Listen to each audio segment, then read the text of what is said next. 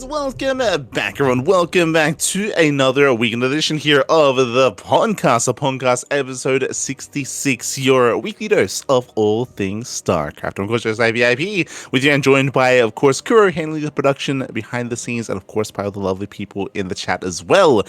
Once again, we have a lot to get into here. And again, every single week we're live here with the PondCast, our way to go through all the tournament results and also all the news in StarCraft and all the adjacent news of StarCraft as well. Here we go. First things first, of course, a big surprise and a big change that came today was a hotfix. We did have a hotfix here, and once again, we did mention how, or we were trying to emphasize last week about how, okay, the patch went live. The patch went live quite quickly, without a bunch of the changes actually being tested as well. And if you recall, one of my biggest takes from that was, well, this is okay if we do actually get some amendment patches. And when I say amendment patch, I guess I should say hotfixes. We get some hotfix patches throughout the course of the next couple of weeks to kind of address some of the issues that are plaguing StarCraft, or whether or not the game would be kind of like left to dry, like left to hang, left to dry, whether or not to be like left alone here and it's kind of like one and done, and Blizzard will kind of like wipe their hands clean of it, sort of thing, and move on. Well, we have an answer to that. It's been a week. It's been less than a week, actually, and we have had a hotfix. Now, we did actually have a bunch of changes here. A bunch of changes addressing some of the big issues currently plaguing StarCraft 2. Now, again, it's only been a week, so you can argue that maybe not enough time has passed where the meta has settled to really kind of dictate, where changes should kind of be placed and what the issues are. At this point, I think it's quite clear here. We spoke previously how, Protoss gained a lot of benefits from the previous patch, and there were definitely some issues concerning PvT, and that's being addressed here. So first things first, we have the Psionic Storm change. The Psionic Storm damage was reduced from 140 to 110 over 6 seconds, so the overall DPS, so the overall damage, and as a result, the DPS has been reduced here for Psi Storm. Now it's going to be even smaller when it comes to the damage that it's overall dealing. Likewise, we have the Brewlord speed reduced from 2.62 to 2.42, and the Ghost HP has been increased from 100 to 125. Now, the three changes here are pretty interesting. It's pretty clear what is being addressed. First things first, when it comes to the strength of Storm is a really powerful zoning tool at the moment, and when it comes to TVP, if you've been watching the channel, if you've been watching any of the TVPs, and we've been casting a lot of Terran vs Protoss, as it is, I would say, the most common matchup currently in StarCraft, maybe alongside PvP. These are the two most common matchups. When it comes to the matchup itself, right now there's a lot of strength for Protoss in the mid game, but it isn't purely because of Storm. It's a combination of a couple of things here. Like, a good example of this is that, hey, if you were watching last night, if you were watching Hero, well, Hero, he didn't play Storm at all, actually. He never used Storm in his finals against Bjorn. What did he do? He went Colossus every game. The reason for this is because right now, when it comes to the strength of the mid game, it isn't just Storm and how potent it is, but also how viable Colossus now are. The reason why Colossus is so viable is because of the Ghost now becoming more fragile. The Ghost getting its Elite tag added here does mean that Colossus does bonus damage here to the Ghost, and does mean that Colossus-based builds and Colossus-based openers are a lot more viable. They're a lot more stronger coming into this as another option, which again, just to reiterate, Hero in his best of 5 finals against Bjorn never went Storm. He never actually went Storm. He went Colossus each time, and Bjorn had a very, very hard time against that kind of style, against that kind of mid-game composition of Hero that he was going for, Storm being another option to make use of as well. And this is a byproduct of kind of the Ghost change. I say byproduct because I'm pretty sure that change, the Ghost change, was meant to target TVZ, right? It was meant to be, okay, Ghosts are really strong and really powerful against Zerg. Let's take away some of that power by adding the light tag. Unfortunately, again, it has had some big ramifications against Protoss, against Colossus-based builds in the mid-game, where Protoss was already looking quite strong, looking quite powerful. Now they're looking even better than that. So that's why we have the Ghost HP increasing by 25, and we have a Psi Storm damage reducing as well. And this is, from what I can tell, meant to be targeting TVP mid-game, reducing some of that strength of Protoss, and ideally giving Terran a little bit more. Now, what I will say about these changes here regarding that is clearly, like, that's what this is targeting. Clearly, that's what this is about. Not just that, obviously, the Sidestorm damage change is also going to be impacting ZVP. I'll get to that in a moment. We'll just kind of go through the matchups. But for TVP, is this enough here? Like, is 25 HP enough for the Ghost? I mean, to survive an extra Colossus swipe is something true, and again, Sidestorm is going to be less punishing as well. What I will say about these changes is, I think what I do like about this is that they're sticking to their guns, right? Like, they're not capitulating and they're not reverting the overall kind of like idea or the overall spirit of the patch itself. What I mean by that is that they didn't revert the Ghost. They didn't make the Ghost. They didn't remove the light tag. For Sidestorm, they didn't revert, the fact that Sidestorm lasts a long time and is now a really powerful zoning tool.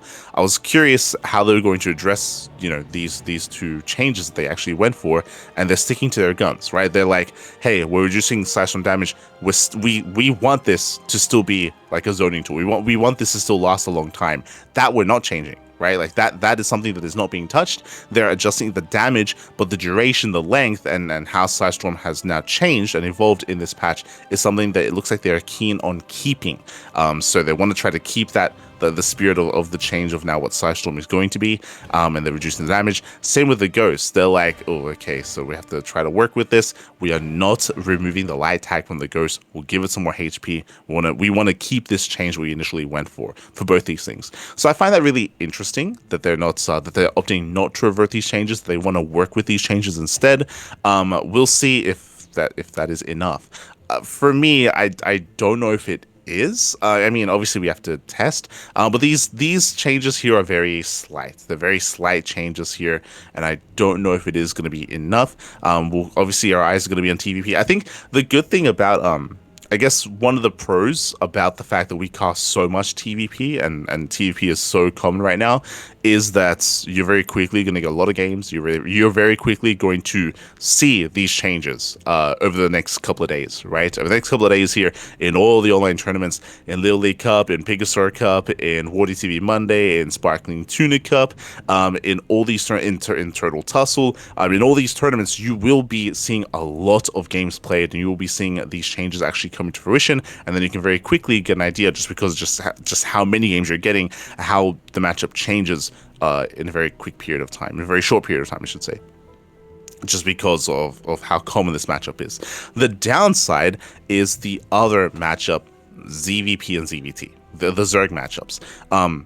You know this if you watch the channel. Again, we cast more StarCraft than any other channel out there.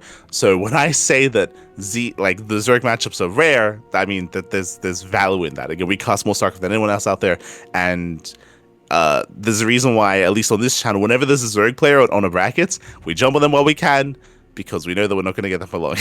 So like a Wayne, a Shin, a Young Yakov, like we try to feature them for a couple of games before it just becomes pure TVP and PvP. And the downside of that, when it comes to observing, some of these changes and trying to see where the balance is that you don't really get to see a lot of games. And you don't really get to see how these changes have impacted the matchup. This is now in regards to the Broodlord speed change. Now, the reason why Broodlord speed has been reduced is because of the new kiting potential of the Broodlord. If you remember, in the previous patch, the Broodlord was actually changed in such a way where now there's a little more kiting potential. Now it fires its first shot a lot faster, and now just because it holds on to that shot, if you recall, and now has more kiting potential as well. And the Broodlord is a little more powerful as a result, due to that quote-unquote bug fix. Because the Broodlord is so much more powerful, that's why they're making it less maneuverable. That's why they're making it a little bit more vulnerable. That's why they're allowing for that to be shut down. The problem is, I would say, we have not casted any late-game ZVT yet. We casted a couple of mid-game ZVTs with Shin versus Nicorette. With Shin tending to play Muta, for example, he was going to Muta play. He was going into Ultra Rushes as well. But again, fun facts. I've yet to cast any player going Broodlord, and I've yet to cast any player using Microbial Shroud. Even though these are meant to be like the big changes for Zerg, I just haven't casted any of that yet at all, because we just haven't been getting there.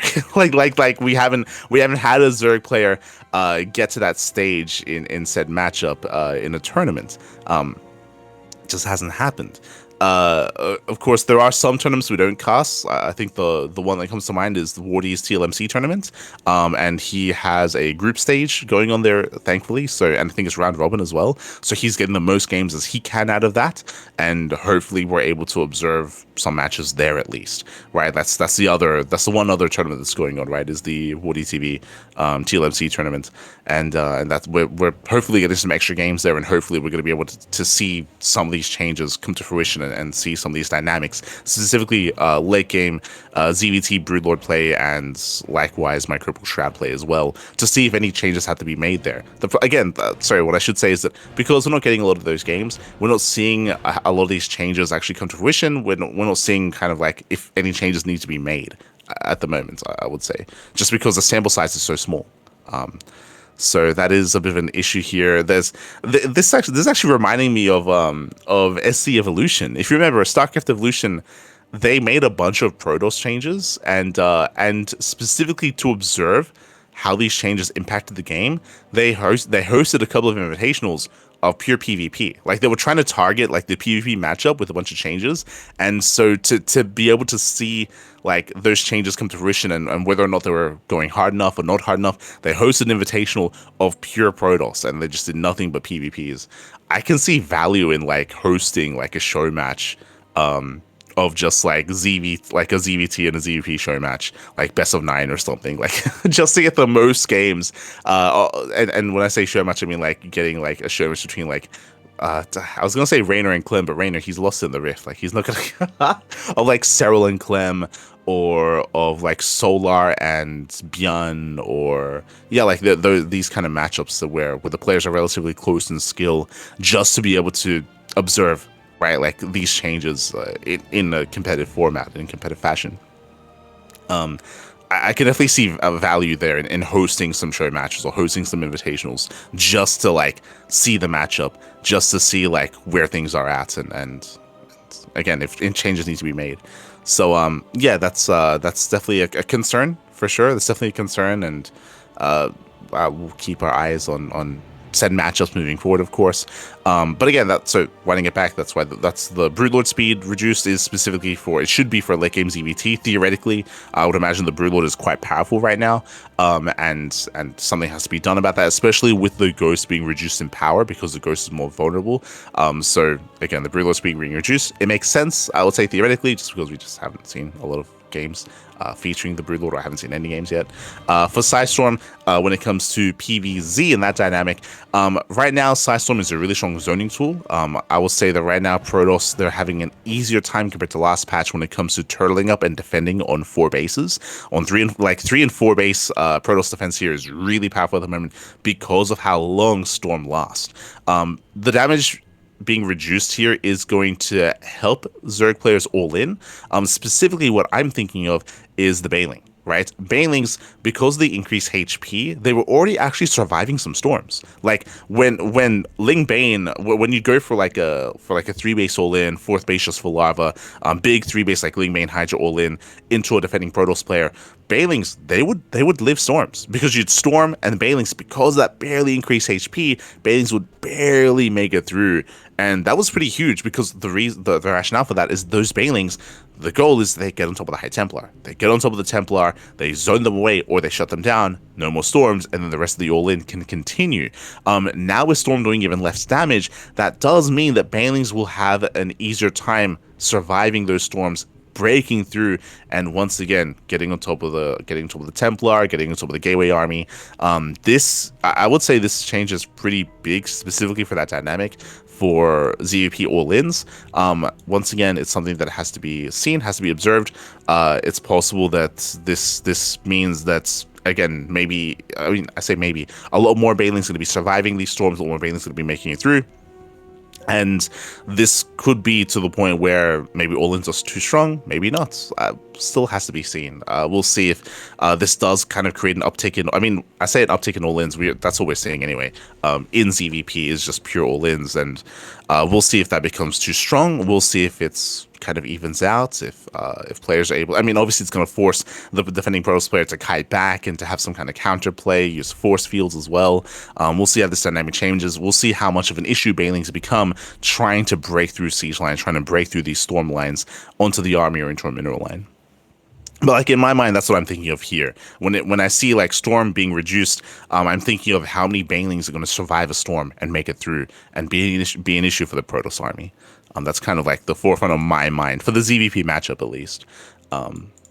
So that's something that we'll be keeping an eye on. When it comes to the Ghost HP being increased, I mean that's also we were speaking about surviving another Colossus wipe in TVP. This also is going to help against Banelings slightly. How much exactly, again, yet to be determined. We have seen a little bit of like later game TVP with like Shin versus Nickrat, for example, like a little bit. Yeah, we'll have to get some more games in, and I guess we'll get to some of the tournament results after the news section as well. We'll get there. We will get there. Some of the other bug fixes, again, a bunch of bug fixes, which is really cool. It shows that they're listening. They're listening to the community. They're listening to the scene. They know that they're aware of like what are issues, what aren't issues, and again, that's what the balance patch or the hotfix is targeting as well. Whether or not it is enough or not, whether it's not enough or too much, again, time will tell. Time will tell. And I think what's exciting here is that because we just got a hotfix, I would like to believe that this won't be the last hotfix, right? This won't be the last one. That if more changes have to be made, we will get them. Clearly at this phase, like we're done with any major changes. Like these are hotfixes, so like these are very, very slight like number changes here and there. So I do think that for the most part, like the core of the balance patch is kind of set in stone. We're just kind of like tweaking things here and there on the edges to kind of make sure that there's nothing too egregious in the competitive StarCraft II scene in the esport. So again, we'll keep an eye on this. Personally, I don't think this is enough, specifically for TVP. I feel like the Ghost is still too vulnerable, and Colossus base play is still going to be very strong and very powerful. Don't think 25 extra HP is going to help too much with that. But with Storm doing less damage, it's also possible, like we spoke about this before, and we've been seeing this as well, it's also possible that like rushing into Ghost is now less viable and less necessary, and now we're going to be seeing more like Viking heavy play, more faster second starports, and we have already been seeing that from players like Björn in TVP, and he has been having a bit of an he's been having a bit of a better time, but still struggling in the matchup, and we'll see how things change over time. When it comes to the bug fixes, there was a bug when it came to the Nova skin, when it came to the female ghost skin previously. So the bug was that the female ghost essentially in the game files counts as a separate unit. So the changes made to the ghost, specifically adding the light tag and changing the supply from 3 to 2, did not apply to the female ghost. So the female ghost was acting like the previous version of the ghost. And because of that, that was a bug that was in the game for like a week now, or less than a week, that has been addressed here, or at least they tried to address it here. Unfortunately, they didn't quite fix it. From my understanding, I believe now it correctly has the light tag applied to it, but instead of it being reduced from 3 supply to 2 supply, they accidentally made it so now it gives 2 supply instead. So the female ghost now is like not an extra deeper, but it's almost like an extra deeper here, where you can make the female ghost and you will not get supply blocked, and you'll be gaining supply by making it. So unfortunately, there was a bit of an error in the code when it was made, when this was pushed through, and we're probably going to be seeing a bug fix to this most likely in the next week, right? Most likely in the next week after maintenance, we're probably going to be getting this fixed. We might get it fixed earlier than that, but I don't know how often they're able to push through these bug fixes and push through these changes. So in my mind, a week's time is probably the duration in which this bug is going to be active. It is a bit of an issue. Like, thankfully, there's no major tournaments happening at the moment. All the major offline events happening in North America are happening next month, coming end of October, coming into November. Same with the SC2 Safe House. So this won't be affecting any kind of major tournaments like that. This is going to be affecting some of the online tournaments potentially, depending on whether or not players use the female ghost skin. Players weren't using the female ghost skin, obviously, when it came to the lead up to this, when it was bugged, and the ideal is that they don't abuse this.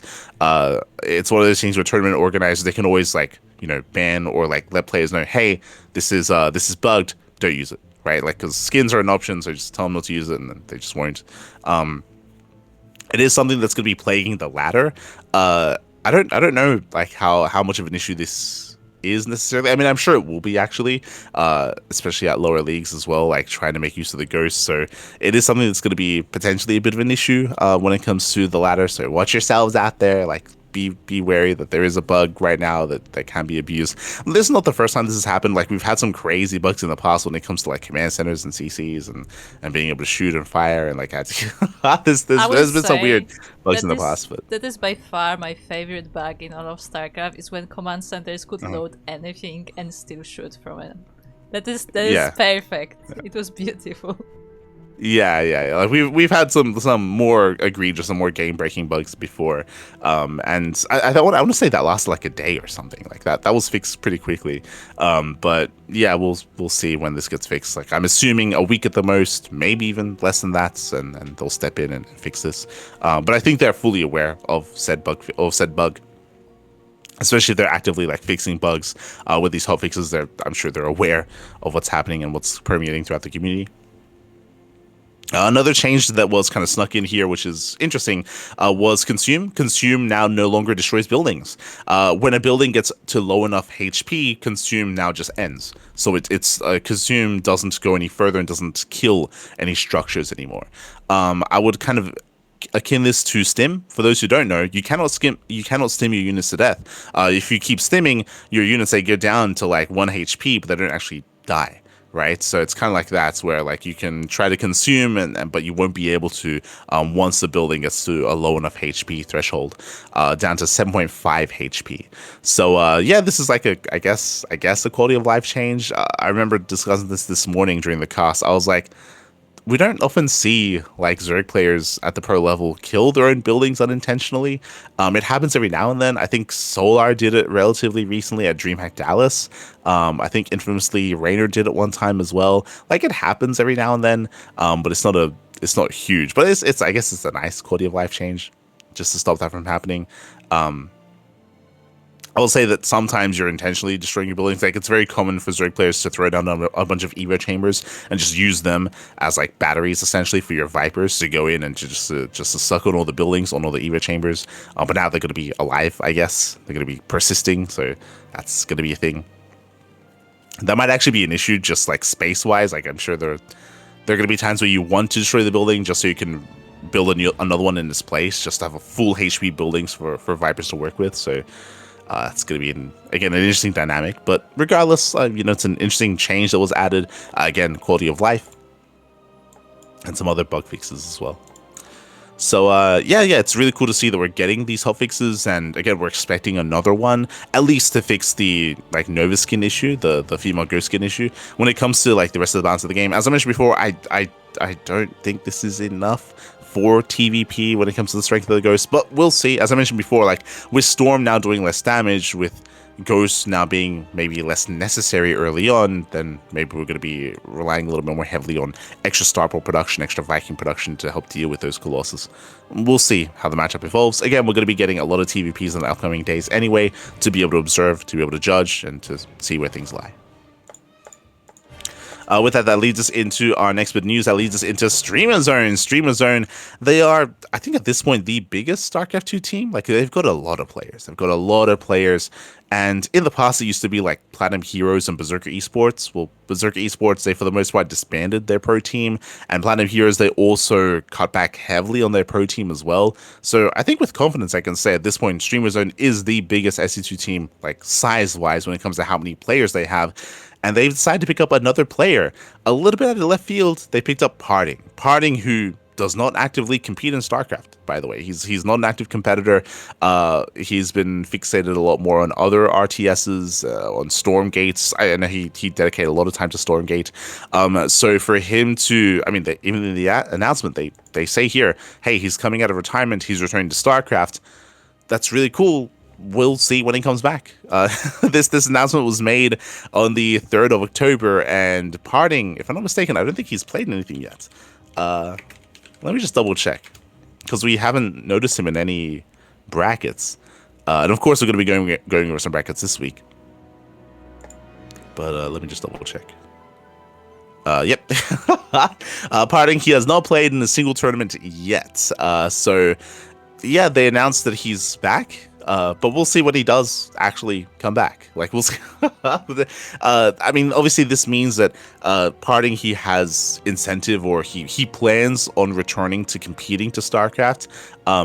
I'm thinking maybe RSL qualifiers, right? Like, maybe RSL qualifiers are going to be the first return that we're going to be seeing.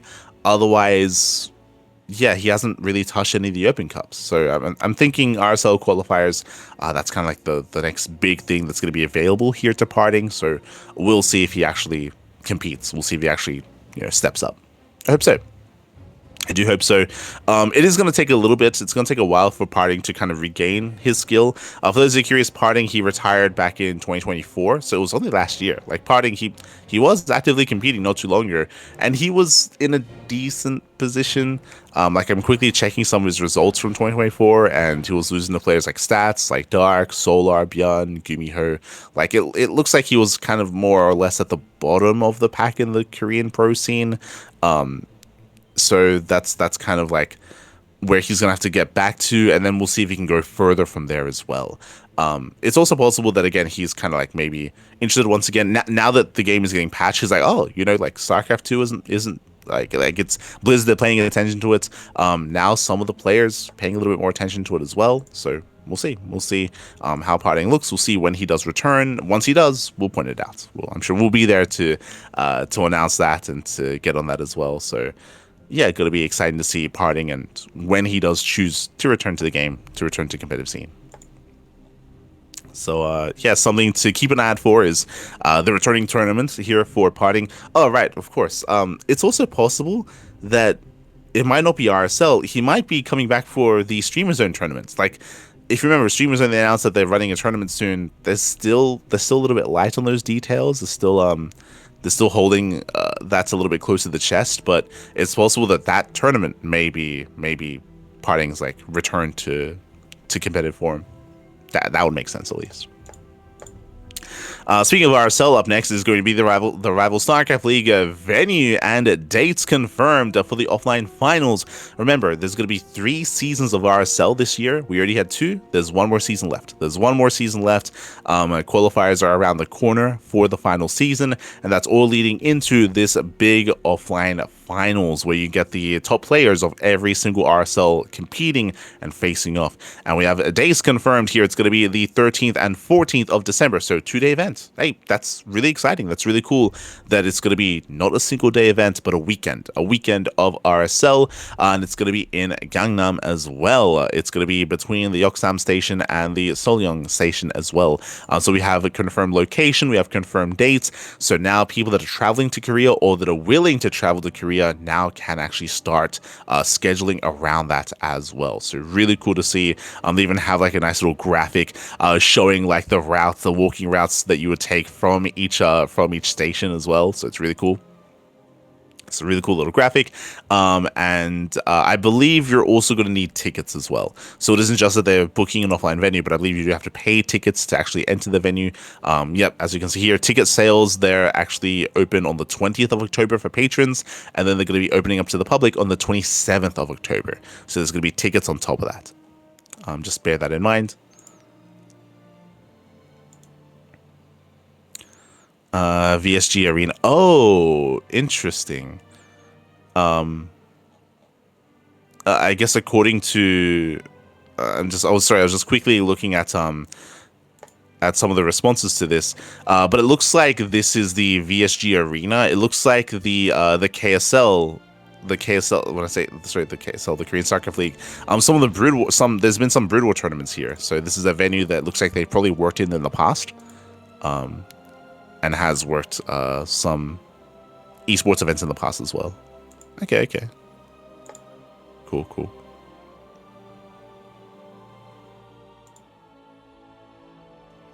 So shout out to Paradox for posting some pictures of the venue itself. And of course, I wish the best to those working behind the scenes at RSL. It is not easy to just actually run an event like that, and they're gonna have to, get everything going when it comes to cameras, when it comes to production team, and setting up the venue itself. I'm sure the venue does actually facilitate for that. That would make sense in my mind, right? Like the venue itself, they have like a production team that they just get called upon whenever there's like an event being booked.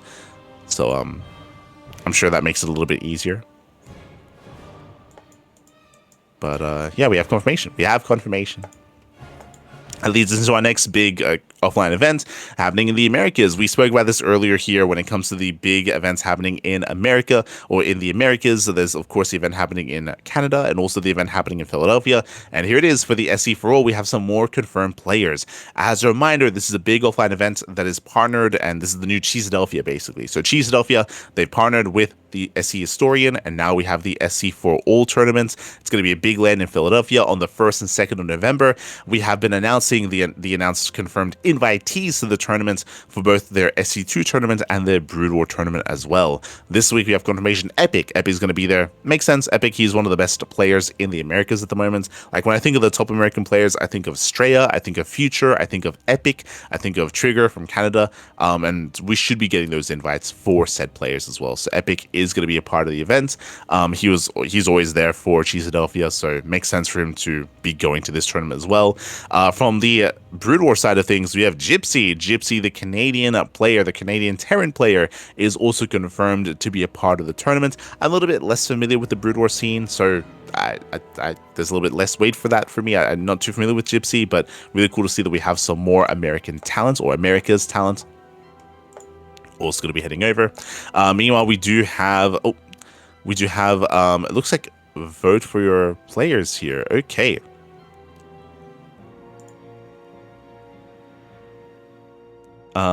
Sorry, this caught me off guard. Players with the most votes will win a travel stipend towards their trip to Philadelphia. So apparently there's a way to vote for who you want to have their travel paid? Question mark.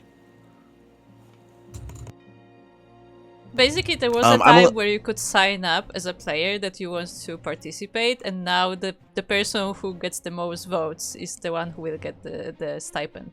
There are 4 stipends there. Well, it's a little bit confusing because a lot of the players that they listed are already going, right? Some of them, yeah. Like Geralt, Mixu. right? Future, Mixu. Like Future was already confirmed to go. Geralt's already confirmed to go. Mixu's already confirmed. I guess the invites themselves didn't cover travel, so they entered this instead. I guess that's what we're hearing. I guess that's what this means. Is that the previous invites that we heard are invites, but they're not actually being paid travel accommodations or travel and accommodations. Otherwise, it wouldn't be a part of this, right? Right? Yeah. Ha. So I guess that's what that confirms. But yes, as was stated, we do have, you can vote. Voting ends on the 14th of October, so you can help vote for who you want. I mean, I say the players are already going to be there, I guess, but you can support these players and make it a little bit easier for them to travel. So that's going to be a possibility here. So far, who do we have? You can vote, as stated before, you can vote for Geralt, you can vote for Percival, Foxer, Mixu, Future, Dolan as well. The Dolan, oh, let's go. It's kind of weird though. Like, I don't know. Like, from my understanding, I mean, I say from my understanding, I know this because we've paid for Dolan to travel to Philadelphia before. Traveling like within America is not the most expensive thing. So like $1,000 to one of the American players to travel to Philadelphia, that's you're not just paying for their travel, you're paying for their travel accommodations, you're paying for that's like a lot. There's a lot of extra money on the table there. Like, but quickly looking here at who's at the current voting list, Gypsy has the most. A little bit surprised there, but again, I don't know who Gypsy is. But Gypsy, he has a massive lead so far, followed by Geralt and Percival. and then Fox are behind him, and then the rest. But again, voting, it only recently opened up. So if you want to go out there, if you want to vote for who you want to actually compete and for their travels to be paid for, then you can do so. You can do so. I would say that it's probably best to give it to some of the more international players. They would benefit the most. So I would say Geralt and Percival. Like, on the one hand, sure, like Gypsy is also traveling from Canada, but it's still quite close. Like, it's not the Oh, true, and also, yeah, true, also mixed it, my apologies. And also SOS, true. So, like, I would say that, like, Geralt, Percival, Mixu, and SOS would benefit the most. So I would push towards those players getting the most votes, more so than anyone from the Americas, from Canada, or from North America. That's at least what I would want to see. But I guess this is also confirmation that all these players are going. I think we already announced that SOS was going. I think we already said that, but yeah, even I guess this confirms that Dolan, Foxer, and Percival's going to be there as well. There you go. Like, otherwise it wouldn't be listed here, right? It'd be weird if, like, Percival got 4th place and didn't go, right? Like, so because 4th place still earns some money here. So yeah, I think all these players are confirmed to be going to the event. Meanwhile, up next, we do have also confirmation in regards to the tabletop miniatures game. We finally have some results. Let's go. Oh, sorry, I'm getting ahead of myself. The team TLMC 5 winners have been announced. So bearing in mind that this is for the Team Liquid map contest, this is for the team game maps for 2v2, 3v3, and 4v4. Voting was available, and now voting has concluded, and we have a top maps, which are going to be added to the ladder map pool. So for 2v2, first place was New Bed of Chaos by Killer Smile, and also second place was Gem Garden by Avex. I did see that Avex, he was tweeting about this. He was very happy that some of his maps made it through. So shout out to Killer Smile and to Avex for having their 2v2 maps make it through into the ladder. So we're going to be replacing some of the older maps. Hoping that we replace Emerald City. Emerald City's been around for so long. Not a bad map, but it's been around for a long time. So we're finally going to get some of those 2v2 maps revitalized. For 3v3, we have Ball Peak, also by Avex. So we have Ball Peak or Ball Peak, and Incognito from Character as well. So we have Ball Peak and Incognito making it through for the 3v3s. For 4v4, we have a Heaven's Ward or Heaven Ward. No S, a Heaven Ward, and Netsphere Terminal by Depressed One. Both maps actually from Depressed One. Oh, there you go. Depressed One taking first and second place for the 4v4 map pool. Let's go. So we have our top 2 maps confirmed, and I believe these are the maps that are going to be added to the ladder map pool. I don't know if some of the other finalists are going to be added as well. It's possible that they will. But I don't have full confirmation as to how the map pool is going to be revitalized and how many maps are going to be added. Personally, I would love for the most amount of maps to be added to said map pools to shake it up the most, but we'll see. I think we're at least confirming these 2, right? At least these 2 maps for each 4 maps are going to be added and they're going to be updated. At least that much. Whether we get extra maps, I would hope so, from the rest of the finalists, I mean. The rest of the finalists. I'd hope that we're able to get the most out of that. But yeah, based on what's said here, the 1 and 2 vote receiving maps are confirmed to be added to the upcoming ladder map pool, while considerations are being made to add the 3rd map in each category as well. Oh, there you go. Sorry. So in the announcement post, they're also saying that potentially the 3rd placing map for all of these categories will also be added. They're still like kind of figuring out whether they want to do that or not. So shout out to TLMC, shout out to Wax for organizing this and for keeping the map pools fresh on the ladder. Really cool to see. And again, we'll once it gets updated, we'll let you know whether or not they did decide to actually have the 3rd place map also joining the map pool as well. Again, personally, I hope so. Like, personally, I do hope so. Hope they're able to like add as many new maps as they can. That leads us into the Archon Studio. The Archon Studio, I mean, they have been sponsoring RSL each season of RSL so far, and our criticism of that is that we wanted for them to showcase the miniatures in some way, shape, or form, like showing off some of the models, showing off some play testing, and looks like we have confirmation that we have had some play testing take place recently at the Blizzard Studios or at the Blizzard HQ. So it's a really nice write-up here where the creators of the miniature set actually went to the Blizzard HQ to get some feedback in regards to the rule set, in regards to not just the rule set, but in regards to the visual look as well, and kind of playtesting in general here, how things would work. So we were able to get a nice kind of like snapshot of that, of images of the miniature game itself. Obviously, this is still work in progress, but it looks like they have like some interesting like cards, like some like unit cards with like stats, like they're holding on to like their rule set as well. They have all the miniatures, they have like these tokens, they have a bunch of dice. So we don't have like full details as to how the game is currently working. I don't think we need to either, because most likely the game is going to be changing based on the feedback that they received. But honestly, it looks really cool. Looks really cool, and this is the kind of thing that I was hoping that we would get a little bit of out of RSL.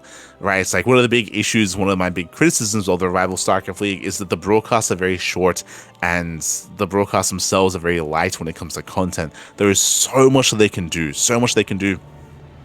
with the studio that they have, with the fact that they're offline in a studio in Korea as well, that I feel like they're not actually taking advantage of. It feels like there's a lot of wasted potential with RSL, and I would hope that they push forward when it comes to creating some more content, making more of their tournaments, of the venue that they have, of the studio that they've rented, and part of that as well, making more of their partnership with Archon Studio. At least I hope that they do something with that at least. I hope that they're willing. Archon Studio are willing to. I will personally ask about it. Actually, I'm planning to ask about it on Discord, because fun fact for those who are interested in the tabletop miniature game, I do recommend following the AMAs on their YouTube and joining their Discord, because they've been sharing a lot of like little sneak peeks about what the game is gonna be like. And I guess I'm gonna just announce it now. There will be a playtest for the miniatures board game at Spiel Essen, which is like a convention for tabletop games, essentially. And they already have like planned tables where you can actually play the game as well. Like you can try it out for yourself. So if anybody is going to that convention, then make sure to check it out. And they also said that after they present the game at the convention, there will also be a dedicated StarCraft AMA specifically for the StarCraft game. And also, I remember as I was watching the AMA, the CEO also said that they have like maybe one meeting left with Blizzard, and basically they will be ready to like, you know, start actually like pre-orders and production and so on. Yeah. So if they're willing to push through that, then I'm hoping that they're willing to work a little bit more with RSL in regards to Season 3.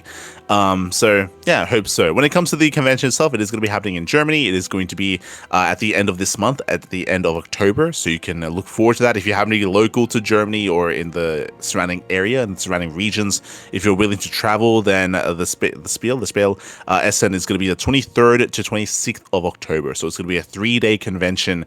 And of course, they're going to be there at said convention as well. So again, really cool to see. I mean, again, there's a lot of hype around the miniatures game. I feel like it's something that people have been asking for a very, very long time. Like, sure, we got StarCraft Risk, but that's just like a skin. That's like a skin of Risk, and that's not really like people have been wanting a little bit more from StarCraft for a very, very long time. So really cool to see that they're pushing that through, and again, hoping that they're able to have like a little bit more of like a public presence when it comes to showcasing what the miniatures game is made of, because I feel like it has a lot of potential. I feel like there's like a big potential like player base for something like this. I mean, there's a lot of people that, of course, like they get into miniatures, they get into board games, and for this to be added to that, to be a solid game, I mean, it's really cool to see. It's really cool. So best of luck to all those working behind the scenes, and to all those that are going to be traveling or going to the convention and play testing the miniatures game out as well. To look forward to it. When it comes to the to what happened at the Blizzard HQ, it looks like this happened quite some time ago. It looks like this happened back in September. So again, there's been a lot that's, I guess, changed since then, which is now kind of reporting on it. And the next big piece of news here is going to be the SC Evolution patch. If you recall, we did touch on this last week about how with the new patch for StarCraft being released, those working on the PTR patch in StarCraft Evolution were forced to kind of push it through. Even if it was a little bit half-baked and unfinished, they were kind of forced to push it through because I mean, you could argue that they have to either push it through or just scrap it entirely, because they have to rebalance and rework everything now, adjusting to the new SE2 base game. So yeah, they're in a really awkward position, and I don't envy their position either, right? To put all this work into an upcoming PTR, to an upcoming patch, and for all that to kind of be thrown out the window is a little bit sad. But it's kind of like the position that they're in, and they're already actively working on it. So very quickly, let's jump into the new patch for SC Evolution 1.17. Here we go. And going through the blog post here, it says here, unfortunately, StarCraft II's official 5.0.15 PTR cycle was much faster than anticipated. We were a lockstep in that as well, right? We were surprised how little time the PTR actually, and again, it was like a week, or it was like it was under 2 weeks, under 2 weeks of PTR. It was crazy short. The finished 5.0.15 patch was released just a few days ago. As such, we have taken the time to add additional changes, and unfortunately, we will have to deploy them without further testing. Although the PTR playtesting tournaments were less meaningful because of the concurrent changes in StarCraft, we'd like to thank the players and casters who offered us their feedback on the new patch. Despite the circumstances, your comments were nevertheless taken into consideration for this patch. The multiplayer design team will remain on standby to monitor future developments in the metagame, especially as we have credible rumors that StarCraft II may undergo a hotfix in the near future, and as we look towards beginning the closed alpha testing stage on the new SC Evolution ranked ladder. Okay, from the top, new models and arts. Okay, so new building model, the Arbiter Tribunal. Actually, sorry, there's a lot to go through. Okay, from the beginning. It's a little bit finicky. So new building model evolution chamber. Oh, let's go. We got a custom Evo. we got a custom Evo chamber that's a little more akin to the Brood War one. So really cool to see. So we have a new Evo chamber. Really nice assets being used there as well. We have a new Citadel of Adun. We have a new model for the Observatory. We have a new model for the Arbiter Tribunal. We have a new model for the Shield Battery as well for Lockdown. Oh, a new visual effect. Hold on, I want to see this.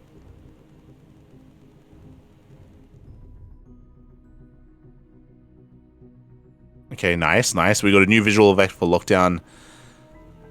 We have a new model for the Creep Colony, and we have a new model for the Sunken Colony. So really cool to see all these new models being added. It's a little bit finicky to go through them on the website, but regardless, it's really cool to see. Once again, they're doing the best they can to kind of delineate and distinguish between Brood War and SE2 factions. So even though, say, there's like an EVA chamber in Brood War and there's an EVA chamber in SE2, like they look visually different to make them distinct, right, from one another. We should be seeing everything revamped. So spawning pools, simulators have already been changed. I feel like the spawning pools have been changed as well. Like a lot of these building models have been made more custom, more unique for the Brood War side of things, just to make sure that it's visually clear that one is different from the other. Meanwhile, scrolling down, we do have I mean, sorry, I should emphasize, we already went through some of these changes previously for the PTR version. True. But now we're kind of like pushing this through. So First up, Terran. Terran changes here for StarCraft Evolution. The Marine decreased build time by 10 seconds, decreased attack period as well, so now attacks a little bit more frequently. Now you can build it faster. Decreased stim pack attack speed bonus from 100% to 75%. We already went through this during the PTR. Increased attack period after stim as well. Increased stim cooldown from 0 to 0.71. Oh, that is an interesting change. I don't think that was there, but now there's a cooldown with how often you can stim. Now decrease U238 shells research time from 85.7 to 64.3 seconds. Okay, so interesting changes here to the Marine. Basically, stim is going to be weaker here. Stim is going to be doing a little bit less damage to make up for that. So that's why the attack period was decreased for the Marine. So the base Marine is going to be a little bit stronger. Stim Marine a little bit weaker here, taking away some of the strength of, again, Fire. Heading on over to the to the Firebats. These are changes that are going to be flat across Marine, Firebats, and Medic. That is the build time. So build time was decreased flat across the board, across all three units. Decrease HP from 55 to 50%. So the Firebat was a little bit too tanky, was a little bit too robust, so they have made it a little bit more fragile. Attack no longer considered melee. Okay, and can hit targets behind structure walls or across areas without a walkable path. Ah, interesting. Cannot attack targets on different cliff levels. Okay. So they're giving the fire bats more of a ranged attack here. It's gonna be hitting more as a result. Weapon range now affected by Viper, Blinding Cloud. Inner 100% splash damage zone now affected by Guardian Shield and Microbial Shroud as well. Oh, okay. Quickly going through the rationale. Recently, the data team became. I remember we already went through this last time. The actual attack speed bonus of Stim for the Marine and Brood War was approximately 72%, not 100%. So they reduced it to be a little bit more in line with Brood War stats.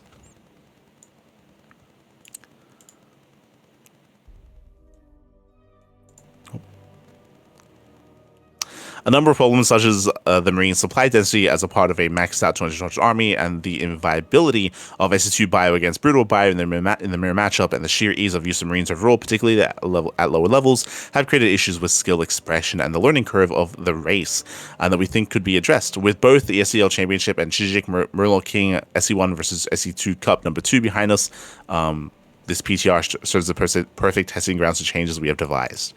It looks like they copy... Looks like they copy pasted this from the PTR patch notes. So it says here like, yes, this PTR, it's a good testing ground. It's not a PTR anymore, papi. So looks like they did just copy paste this. Nice. Historically, we have looked to rework the Brutal units by referencing the original stats and cost. In this case, although the Brutal Marine originally had 40 HP, we cannot reduce the Marine's HP here due to hits to kill interactions against Roaches, Colossi, and other units. Therefore, we are simply reducing the attack speed. Interesting. When deciding what the new post-impact attack period should be, we took into account the fact that the basic Brutal units in SE Evo have had their range increase from Brood War ended up settling at an attack period slower than what they had in Brood War. As such, we were looking for a value that was slower. Okay, this is just rationale of kind of where they landed on when it comes to the attack period. Furthermore, 238 Shell's research has been sped up to match its research time in Brood War. Now the amount of time it takes to build an armory and research both Stim and U238 shells is equivalent to that what it was in Brood War. Interesting. I don't know how I feel about this. It feels like for some of these changes, the rationale behind it is that it was like this in Brood War, so we want to try to line it up with Brood War as much as we can. I guess I'm not too opposed to that. I think that overall that's meant to be like the spirit of this mod, I suppose. Whether or not it's balanced, I mean, I'm sure they're going to be tweaking that as well, as things had to be changed eventually, to accommodate for that.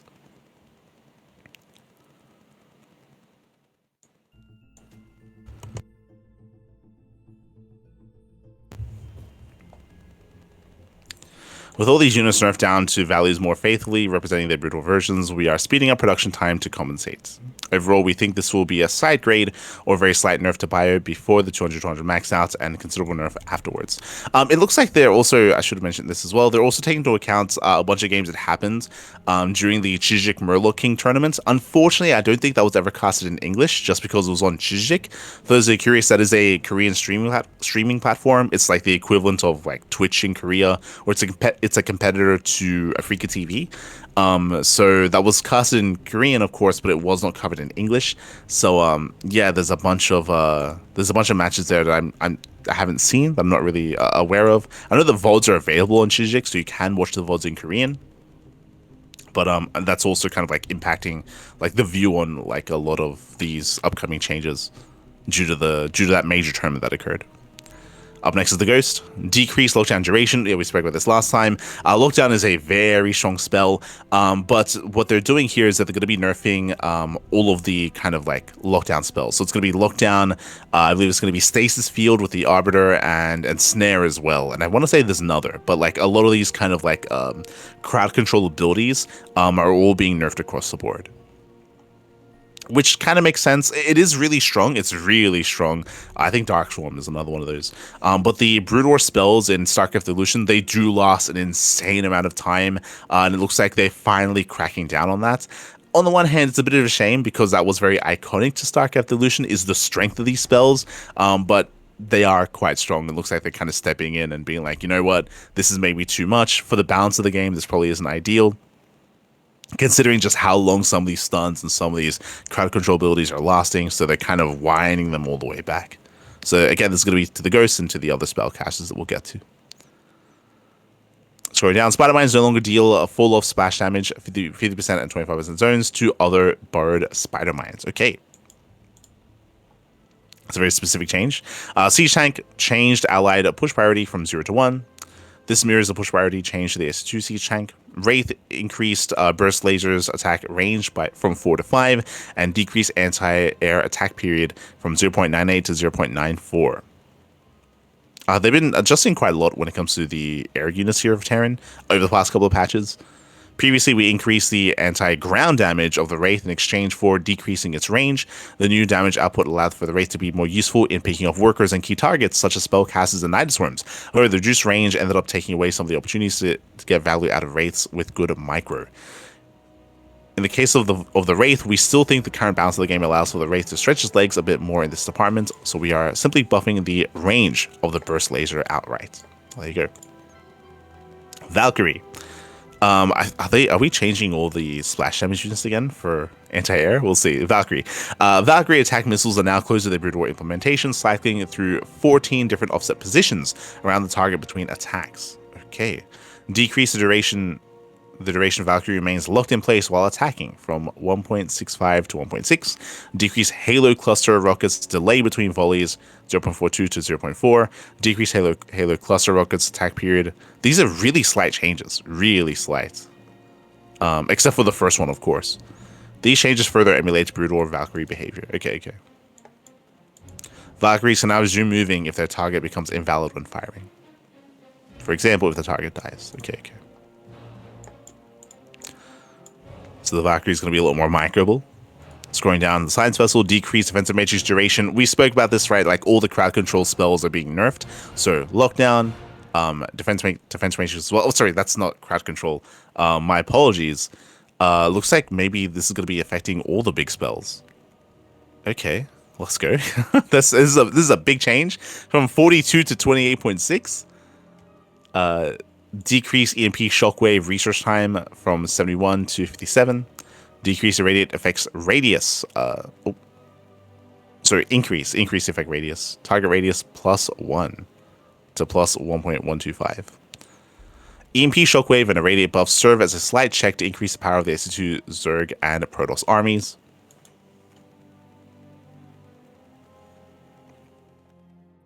The defense matrix duration reduction is one of the number of changes this patch that makes certain excessively long, slow, stun, shield, or environmental altering spells shorter, down to about 50% of their core durations. This proportion helps these effects fit better into StarCraft 2's fast-pacing combat. Yeah, so this is going to be another big change. Like this is actually pretty huge. Like for all these spells, it's going to change the strength for a lot of it's going to change the power spikes for a lot of these races, just because they often do, like these spellcasters often do provide a lot of power once they hit the field, and they're taking away from a lot of that, which is also why they're like adjusting other units, of course.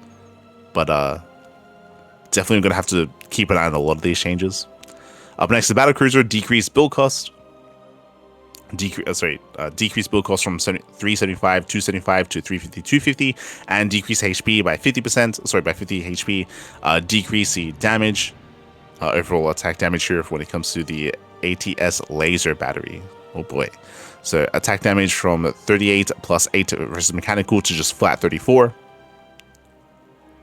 And I want to say that we already spoke about this in the PTR as well. Yeah, previous reworks of the Battlecruiser tried to compensate for its high cost by granting it monstrous stats. As a reminder, one of the reasons why they gave it all these monstrous stats for the BC was because it was less mobile. It's a lot less mobile than the SC2 BC, but because they made it so strong, we have seen a lot of Terran players, their goal in a lot of matchups is just rush BC, right? Is to build up, then turtle, then try to rush BC, and then they get into like this heavy BC count, and it gets a little bit out of hand. Looks like they're stepping in and they're trying to take away from that. Maybe identifying that it was a little bit too strong, a little bit too much. So they're scaling down the BC quite a bit compared to what it was. Zerg changes. Increased pneumatized carapace movement speed from 1.5 to 1.6. Increased movement speed after pneumatized carapace as well. After pneumatized carapace from 3 to 3.15. decreased cost of eventual sacks, and decreased research time as well. These changes improve the viability of Zergling drops in the mid game and Defiler drops in the late game, particularly as a counter to strengthened SC2 Terran and Protoss late game armies. Interesting. I'm curious if that's in regards to like the new patch. It is a really interesting way to try to counteract more turtle heavy play. I think I'm all for that, trying to incentivize more drop play in general.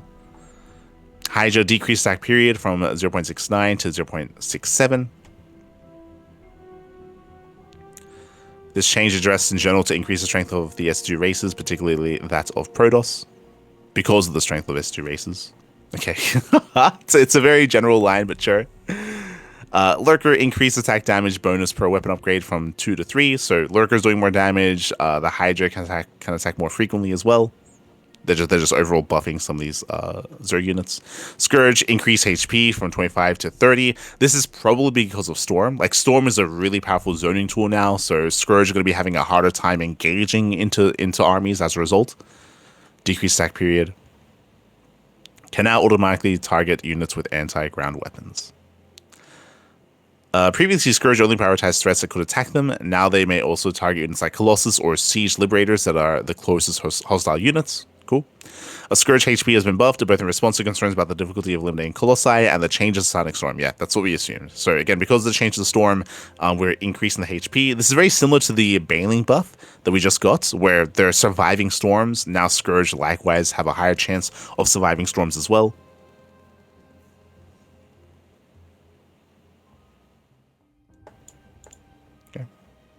All right, this will also help with ZVZ and the SC2 Muta.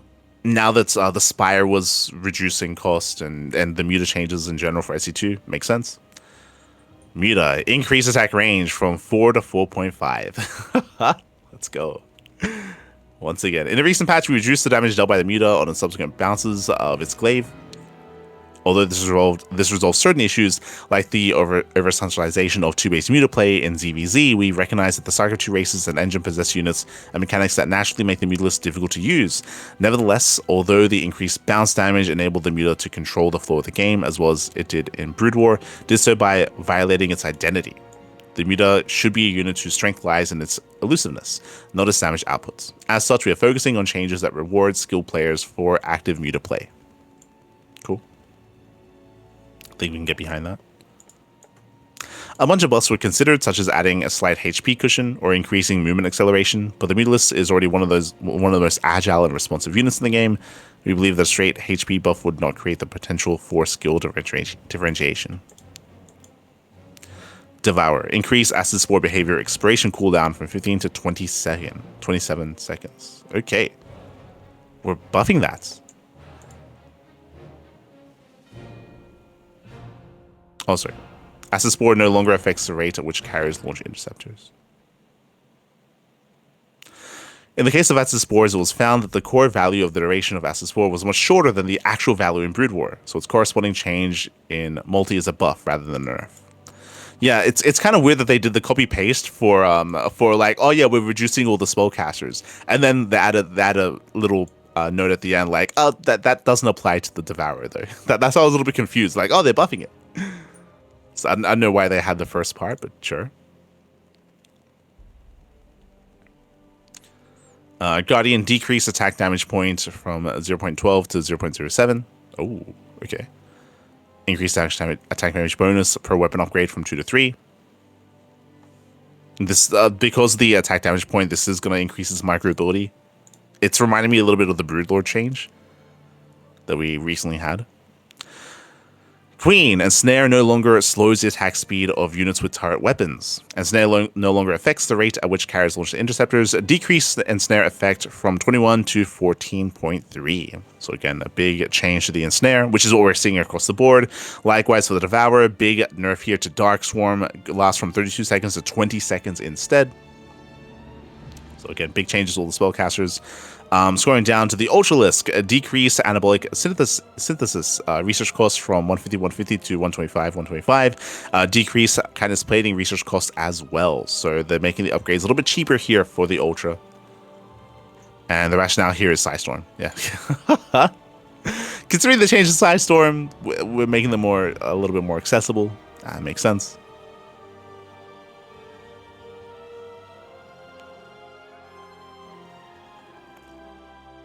Infestor. If you recall, this is going to be one of the changes to StarCraft II, which they often don't do. If you recall, they were looking to try to make a change to the Spore a couple of patches ago, or last patch, and then they reverted that change. Here, this is like they're adjusting the Infestor, but this is specifically for Neural and for mind control as well. So I believe for Neural and for mind control, basically, I mean, getting into this, units produced after building a Brood War or SC2 command center, hatchery, or nexus using an enemy worker under the effects of Neural Parasite now consume supply. Previously, I think they had their own supply pool. Brood War and SC2 Terran units now consume a shared food pool up to a max of 200. So yeah, they're just explaining here that it's going to be a shared supply pool.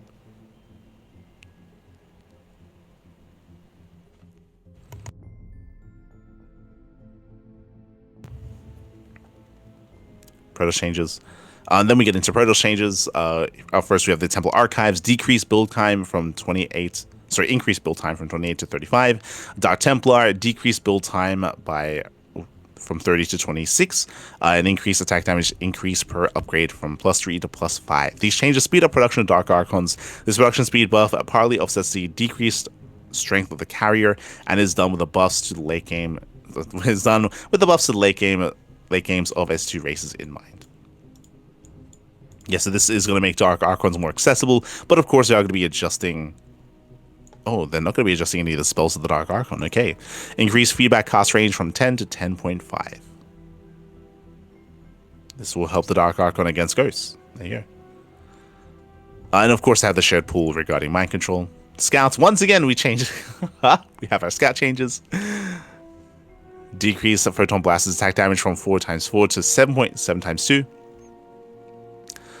Increase the attack damage bonus +1 versus light to +2 versus light. Increase damage increase per upgrade from 0.5 to 1. Attack period has been decreased. Attack point was decreased, so more micro ability for the scouts, and increase dual photon blasters range from 4 to 5. Previously, we increased the scouts' anti-ground damage while reducing its range. Our intent was, the downside of this, of course, was they had a really hard time like kiting and kiting back against like opposing units, of course, against mutas. Our intent was to give the unit an additional niche against Baneling and Ravager busts, and to encourage harassment by enabling 2 scouts to one-shot a drone.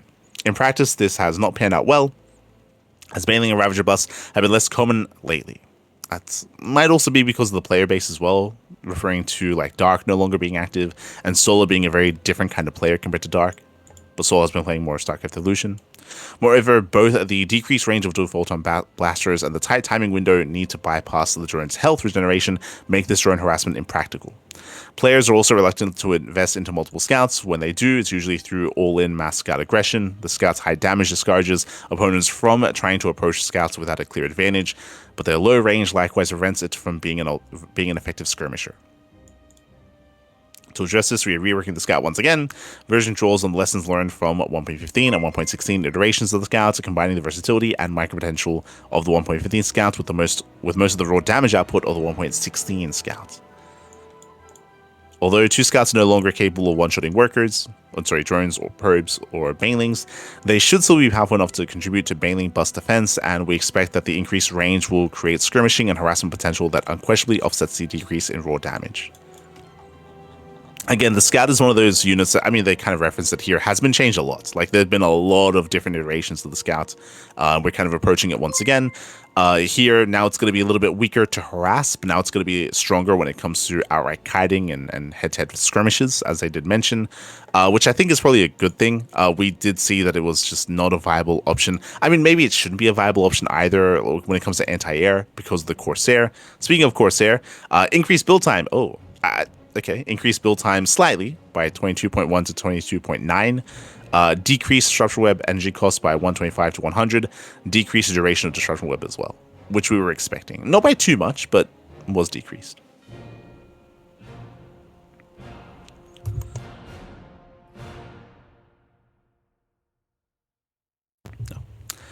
Then we have the carrier. Interceptors now launch projectiles instead of firing lasers. Interceptor attack projectile speed increased from 19.6 to 29.4. To better emulate carrier behavior in Brood War, interceptors now fire projectiles rather than hit scan lasers.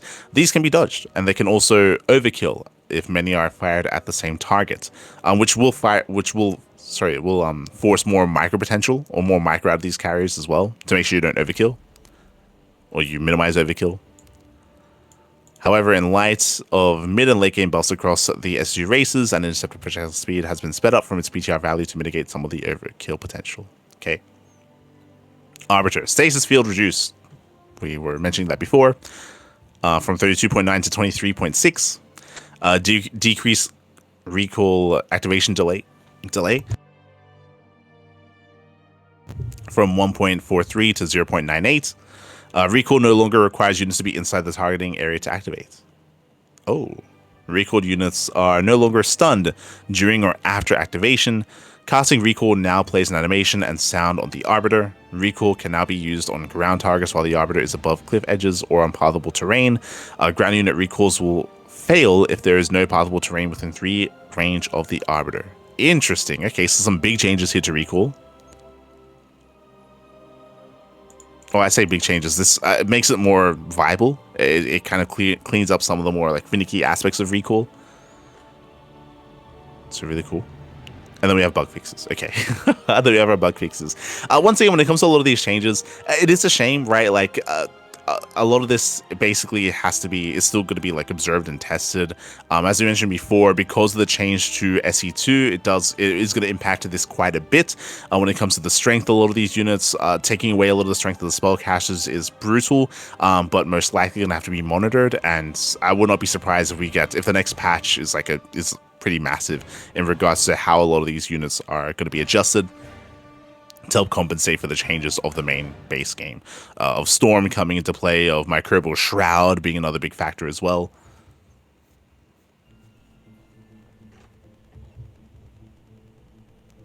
So we'll see. We'll see how it's going to be affected. Once again, we did mention that we haven't been covering a lot of StarCraft Evolution as of late, unfortunately. There have been some PTR tournaments, but we haven't been able to focus too much on that.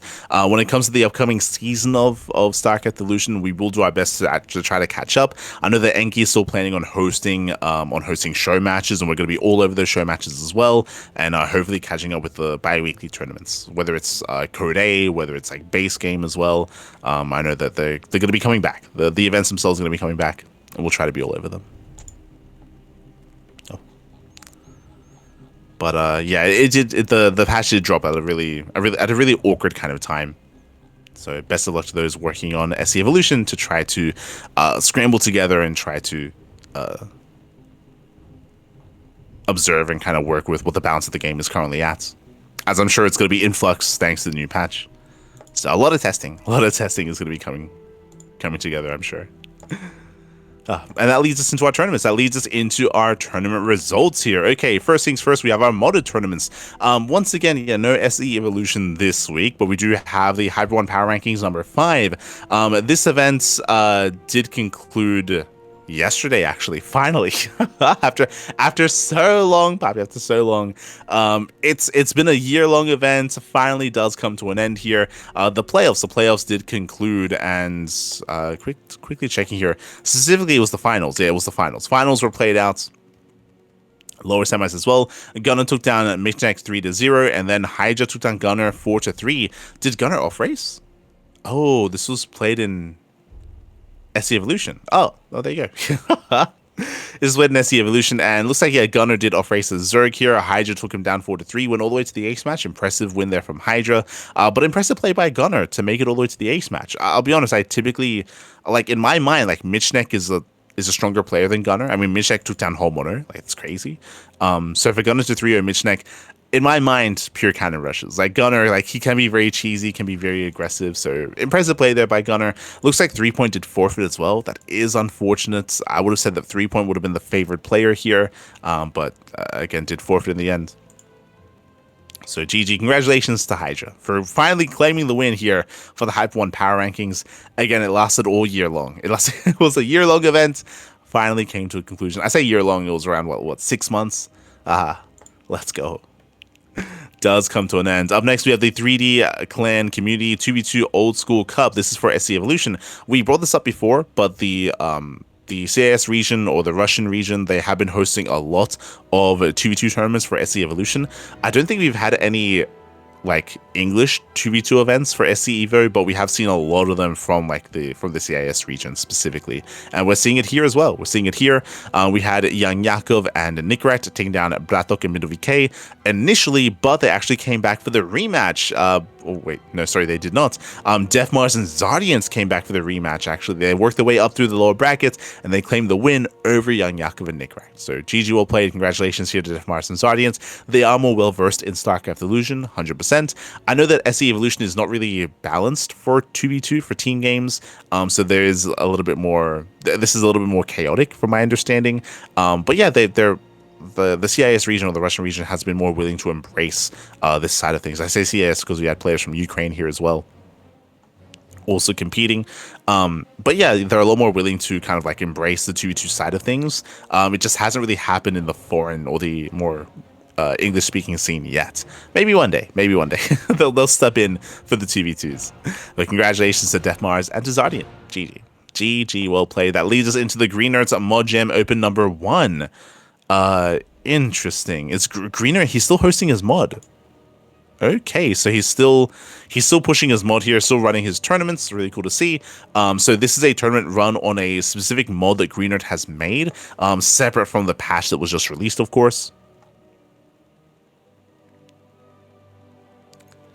With its own changes. Like there are a lot of new upgrades. It's very, very in depth. It's very intense, is what I will say. It can be very, I was gonna say jarring. It can be very overwhelming when it comes to the patch itself. But here we had Mixu. Mixu takes down Patches 2-0, takes down Homono 2-1, and takes down Special 3-1 as well. So congratulations to Mixu as he'll claim the win. Does take down Special in those finals. Impressive, very impressive play there by Mixu. When it comes to the changes themselves, I haven't gone into detail of them, so I can't really speak too much on the mod itself, but it is really cool to see that Greenwood has taken the initiative to make his own balance patch, basically. Make his own patch, make his own changes, and it's possible that in the future, some of these changes may actually transfer and translate to actual SE2. It's possible. I will say that this is a little bit more ambitious just because there are so many added changes, so many added upgrades as well, which does feel like it's taking a little bit too far. But really cool to see that he's like put the time, put the effort to actually come up with all these changes and to make the game into what he believes is kind of like a better game state. So congratulations to Mixu. This is also played on a full TLMC 21 map pool as well, with 10,000 Feet, Celestial Enclave, Magnetic North, Missing You Today, Mothership, Ruby Rock, Talisman, and Throne of the Dunes. So on a fresh full map pool, really cool to see. That leads us into our amateur events. That leads into the Amateur League Weekly number 140. Again, this is a weekly tournament here for every single kind of MMR range. Almost every single MMR range does run on a weekly basis here. And up first, we do have our Initiate Weekly. For those between the leagues of Bronze and Platinum, we had our 4 players. We had Jackals, Checo TV, Evil, Gazebo, and Saito as well. Oh, I wonder if that's the Saito that we know. But Saito takes down Jackals to 0. He does fall to Checo TV, though. Checo TV, he does actually come back from the lower bracket, does win in the end 3-0 over Saito. GG, well played. Congratulations here to Checo. I believe he's a Latin American player, if I'm not mistaken. Does take down Saito to 3-0. That leads us into the Veteran Weekly for Diamond 3 and Diamond 2. We do have our players here as well. We have Taldarim. He takes down Balimko 2-0 initially and takes him down 3-0 as well. Doesn't drop a single map in the tournament. Very strong showing here from Taldarim. He's a regular, I will say. He's a regular in these tournaments, and he does walk away unscathed in the Veteran League Weekly. So congratulations here to Taldarim. We then have Prestige. Prestige is for those between Leagues of Diamond 1 and Masters 2. This is the more popular, the more kind of like stacked bracket. We have Mathrix, we have Demacio, we have Steez, Set, Anatar, Milka, and Khalid as well. And I want to say that last week Set took the win, if not mistaken. But here we have Matrix or Mathrix. Mathrix takes down Demacio, takes down Steez 2-0, Set 2-0, and takes down Milka 3-0 in the finals. Did drop a map. Ooh, and a little bit unfortunate, but it looks like Set did forfeit to Milka in the lower brackets. So it is unfortunate. It's like I would have loved to have seen a rematch between Set and Mathrix, but at least Milka does pose a threat to him and does take a map at least. Did threaten Mathrix at least somewhat in those finals. GG. GG will play. That leads us into the Elite Edition for M1 and GM. This is typically, we often do see, unfortunately, a lot of weeks where there's just no games played here. It's very unpopular just because there's no prize pool. There's no prize money on the line, so a lot of the pro players do avoid this. Cost Phoenix, I mean, it's open to all players, I guess. Kind of? No. Cost Phoenix is not M1. Cost Phoenix has promoted a lot lately, apparently thanks to the coaching. Ah, there you go. So Cost Phoenix, he does go down to Sexy Fox. Sexy Fox takes down Deca 2-0, but actually goes down in the rematch to Deca 3-1. Okay. GG. GG will play. Deca does win in the rematch. Yeah, I was curious. Cost Phoenix, I just looked him up. He is not M1, so I don't. Maybe if you're lower league, you're able to compete anyway. It's hard to say, but yeah, Cost Phoenix, he's still eligible for our tournaments. Still eligible. Wait, what's his MMR? 4.4, which is M2. Okay, yeah. So he still feeds into M2. Maybe he just wanted to play with the with the higher rank player. Well, that's not what I'm talking about. How I guess even though Elite is meant to be M1 to GM, it's possible that even if you're lower league, you can still sign up. Yeah, exactly. Exactly. Still sign up and still play. That's my assumption with Cost Phoenix's name being a part of this tournament. Is my assumption. But GG will play the Deca. Deca. That leads us into the Little Mac StarCraft II League Season 13. We actually rated them during their finals, but the finals was this week. It took a long time to get going. If you can see here, the semifinals were played in July, the finals were played in October.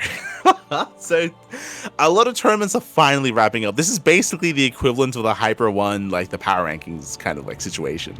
So it did take a while. It did take a while for the event to conclude, but we got around to it. It looks like there's still a third place match to be played, unfortunately.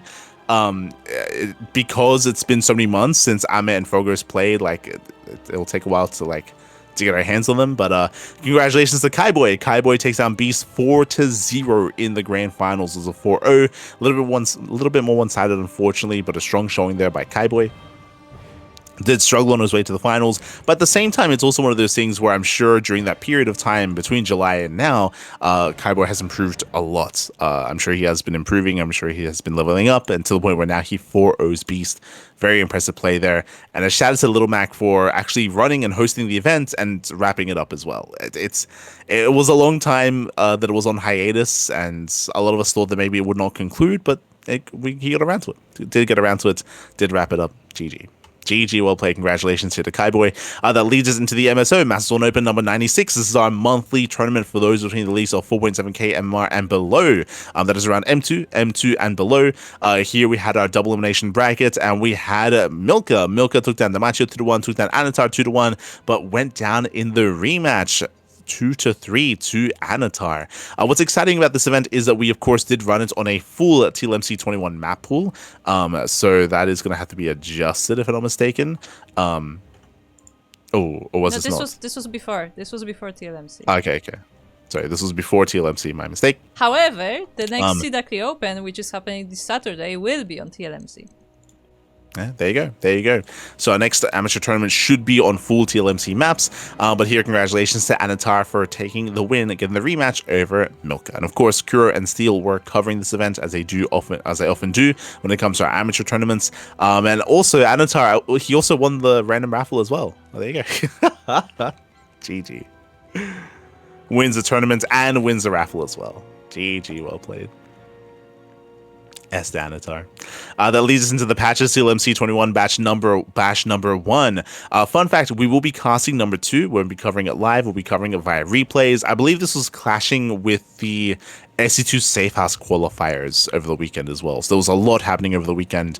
But this is basically a tournament that is going to be featuring new map pool, of course, featuring even some maps that we have yet to feature ourselves, like Missing You Today, Risen Memory, Title Citadel as well. And here we had a Cristiano. He takes down Mute 2-0, Nickrat 2-0, Geralt 2-0. He falls in the rematch of the initial best of 5, but then they have a best of 1 kind of reset match. Ooh, a best of 1 ace match here. And Cristiano does take the win just barely over Geralt, only winning 1 game in the finals.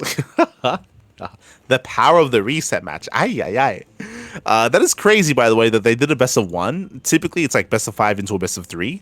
But here they did best of 5 into best of 1. And 1 game is all that Cristiano needed to claim the win. Crazy. So GG, well played. Cristiano, he does claim the win here over Geralt. Shout out to Geralt for actually winning the initial best of 5. I'm very impressed. I typically favor Cristiano over Geralt, so to see him 3-0 is very, very impressive. In the end, did fall, but went all the way to 2nd place. Well done. Well done, Patrick. Well done. And again, I hope that they were able to feature some of those newer maps. I mentioned this before when we were going over the hotfix patches, but once again here, there's a reason why we said it. Like, Zerg matchups are very rare, so we just haven't seen a lot of ZVT and ZVP to judge how these changes are impacting the game, and we're seeing it here as well. Like, no Zerg representation. That's going to be a trend moving forward, of course. It's going to be a bit of a trend. I say that, but up next we have the Wardy TV TLMC contest tournament number 15. Unfortunately, this was delayed. Like, we hosted our own tournaments with the new maps ahead of time before this event finally started, but did recently begin and is currently underway. So we have our group stage. We have a solid lineup of players invited and qualified. We have Geralt, Hearthstone, Hero, Mana, Max, Zaun, Chance, and Classic for Protoss. We have 8 Protoss players. We have 7 Terran in Bunny, Clem, Cure, Nickrat, Ryung, Spirit, and Björn. And for Zerg, we have 5. We have Lambo, Mixu, Raynor, Yang Yakov, and Rogue. So really cool to see some invited Zerg players there. Again, I do think it's important to kind of get an idea of how Zerg is looking, and we gotta invite them to get the games in. Once again, this is this round robin? Yes, it is a round robin format here, so you get as much games as possible. I do think it's most important here that we did have a round robin group stage. In Group A, we had Spirit, Max, Cure, Rogue, and Nickeract. Now, in recent times, Spirit has been looking very shaky. He's been looking very shaky. So for Spirit to 2-0 Rogue to 2-1 Cure, to take a map off of Max, really impressive play there out of Spirit. Very well done. Spirit comes out in first place, Max in second, Cure in third. Rogue, he does tap out in the group stage, so does Nickrat. I would say, again, that's a bit of a surprise. I was favoring Rogue over Spirit, but that's also why I was emphasizing how impressive Spirit was looking here.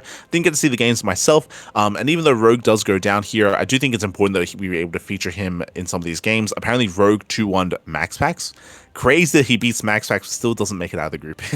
Crazy. It was a very close kind of like tiebreaker between Max, Cure, and Rogue, but Rogue, he barely did not make it through. And I hope that some of these games are able to showcase the new patch alongside the new maps as well in a good light. I do recommend the VODs to actually see how some of these games played out.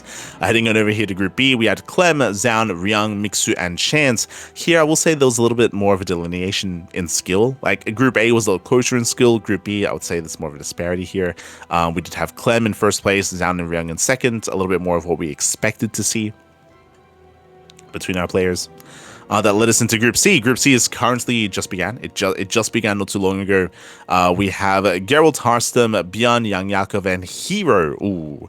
And the favorite players I would say coming into this are going to be Hero, Geralt, and Björn. Hero, Björn, and Geralt, they're going to be favored here. Best of luck to Hearthstone and Yang Yakov to make it out of Group C. Hope they put on some good games. And again, it's less about it's kind of less about who makes it through, but more about the games themselves to feature and showcase the patch, and also feature and showcase the maps. So I hope we get the most amount of maps out of all of our players here. That leads us into Group D. Group D has Mana, Classic, Lambo, Raynor, and Bunny. Ooh, this is a group of death. Oh my god. I can see anyone making it through and anyone not making it through. I would say the top players here are going to be Classic, Raynor, and Mana. I think I would say that. I think Classic, Rainer, and Mana are going to be the top 3. Best of luck to Lambo and Bunny. I mean, again, I can see Lambo making it through. I can see Bunny making it through. I can see any combination of players making it through and not advancing on as well. So best of luck. Best of luck to all the players involved as that leads into the playoffs, which will be taking place in a couple of days. By the time we get the next podcast, we should have already concluded this tournament. And once this tournament concludes, voting opens for the TLMC 21 map pool. So we're still waiting for this tournament to conclude before we can start voting on things, just as a heads up. And of course, we are, of course, running our own tournaments featuring all these maps as best we can. Featuring the maps. So best of luck and a shout out to Wardy for hosting this event. We'll probably raid Wardy once we wrap up with the podcast today, assuming it's still ongoing. Probably. That leads us into the Toho 2v2 Cup number 7. This is a 2v2 tournament for the Chinese region, for the Chinese scene. Hosting another one. They've been hosting these quite regularly, is what I will say. And this week, for this tournament, we do have Nami Chiaki and Lemon, a very powerful duo stepping into the ring. What other duos do catch my eye? We have Silky versus Eka, Silky and his partner. Who else do we have? We have Restart and Kingslayer. Ooh, they went down early.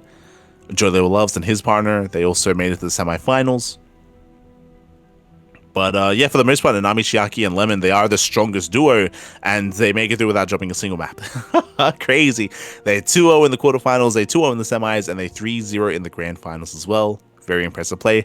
Unfortunately, there weren't really any other duos that featured 2 pro players. Like, I'm thinking of like Young Zest and Jollywood Loves, or Oriana and like Silky, or yeah, another pairing, SCV. TATP, like some of these other guys, they weren't really here. They weren't really able to have any kind of presence here.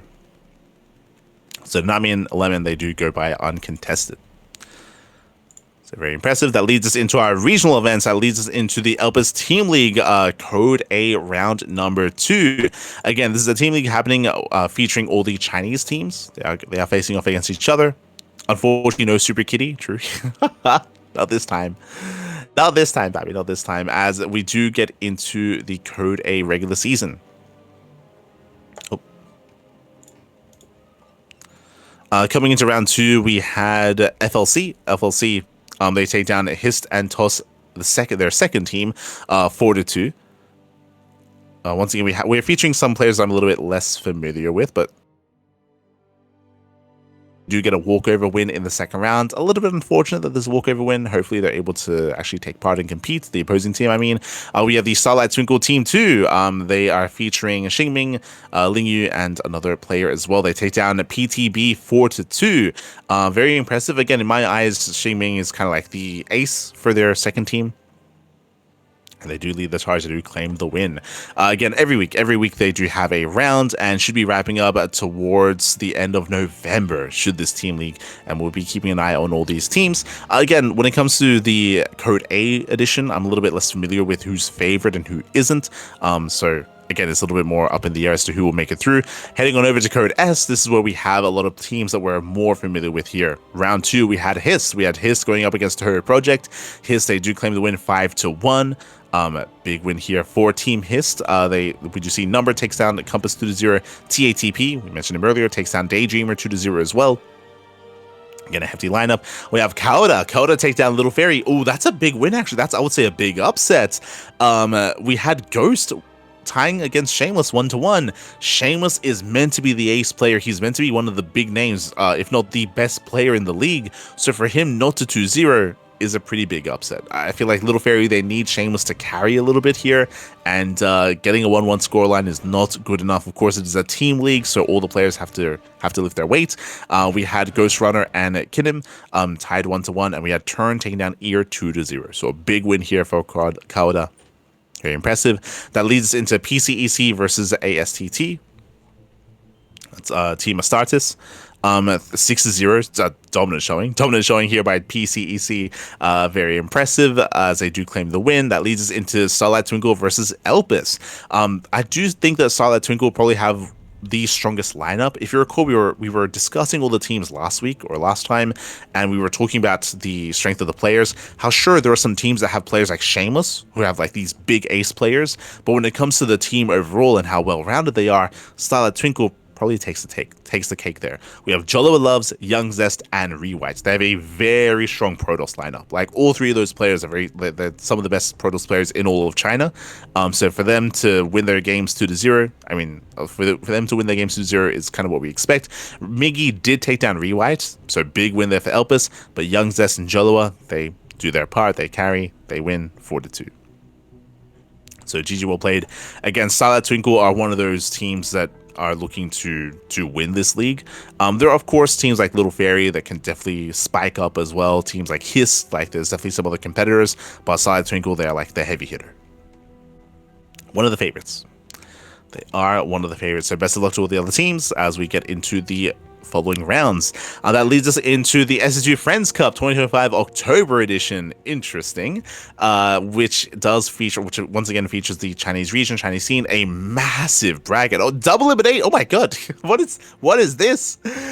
Massive double elimination bracket. Looks like it took all week. Looks like it took 5 days. Like 4 to 5 days here to conclude. We got Young Zest in the mix. We got SCV. We got Ghost Runner, Jollywa Loves.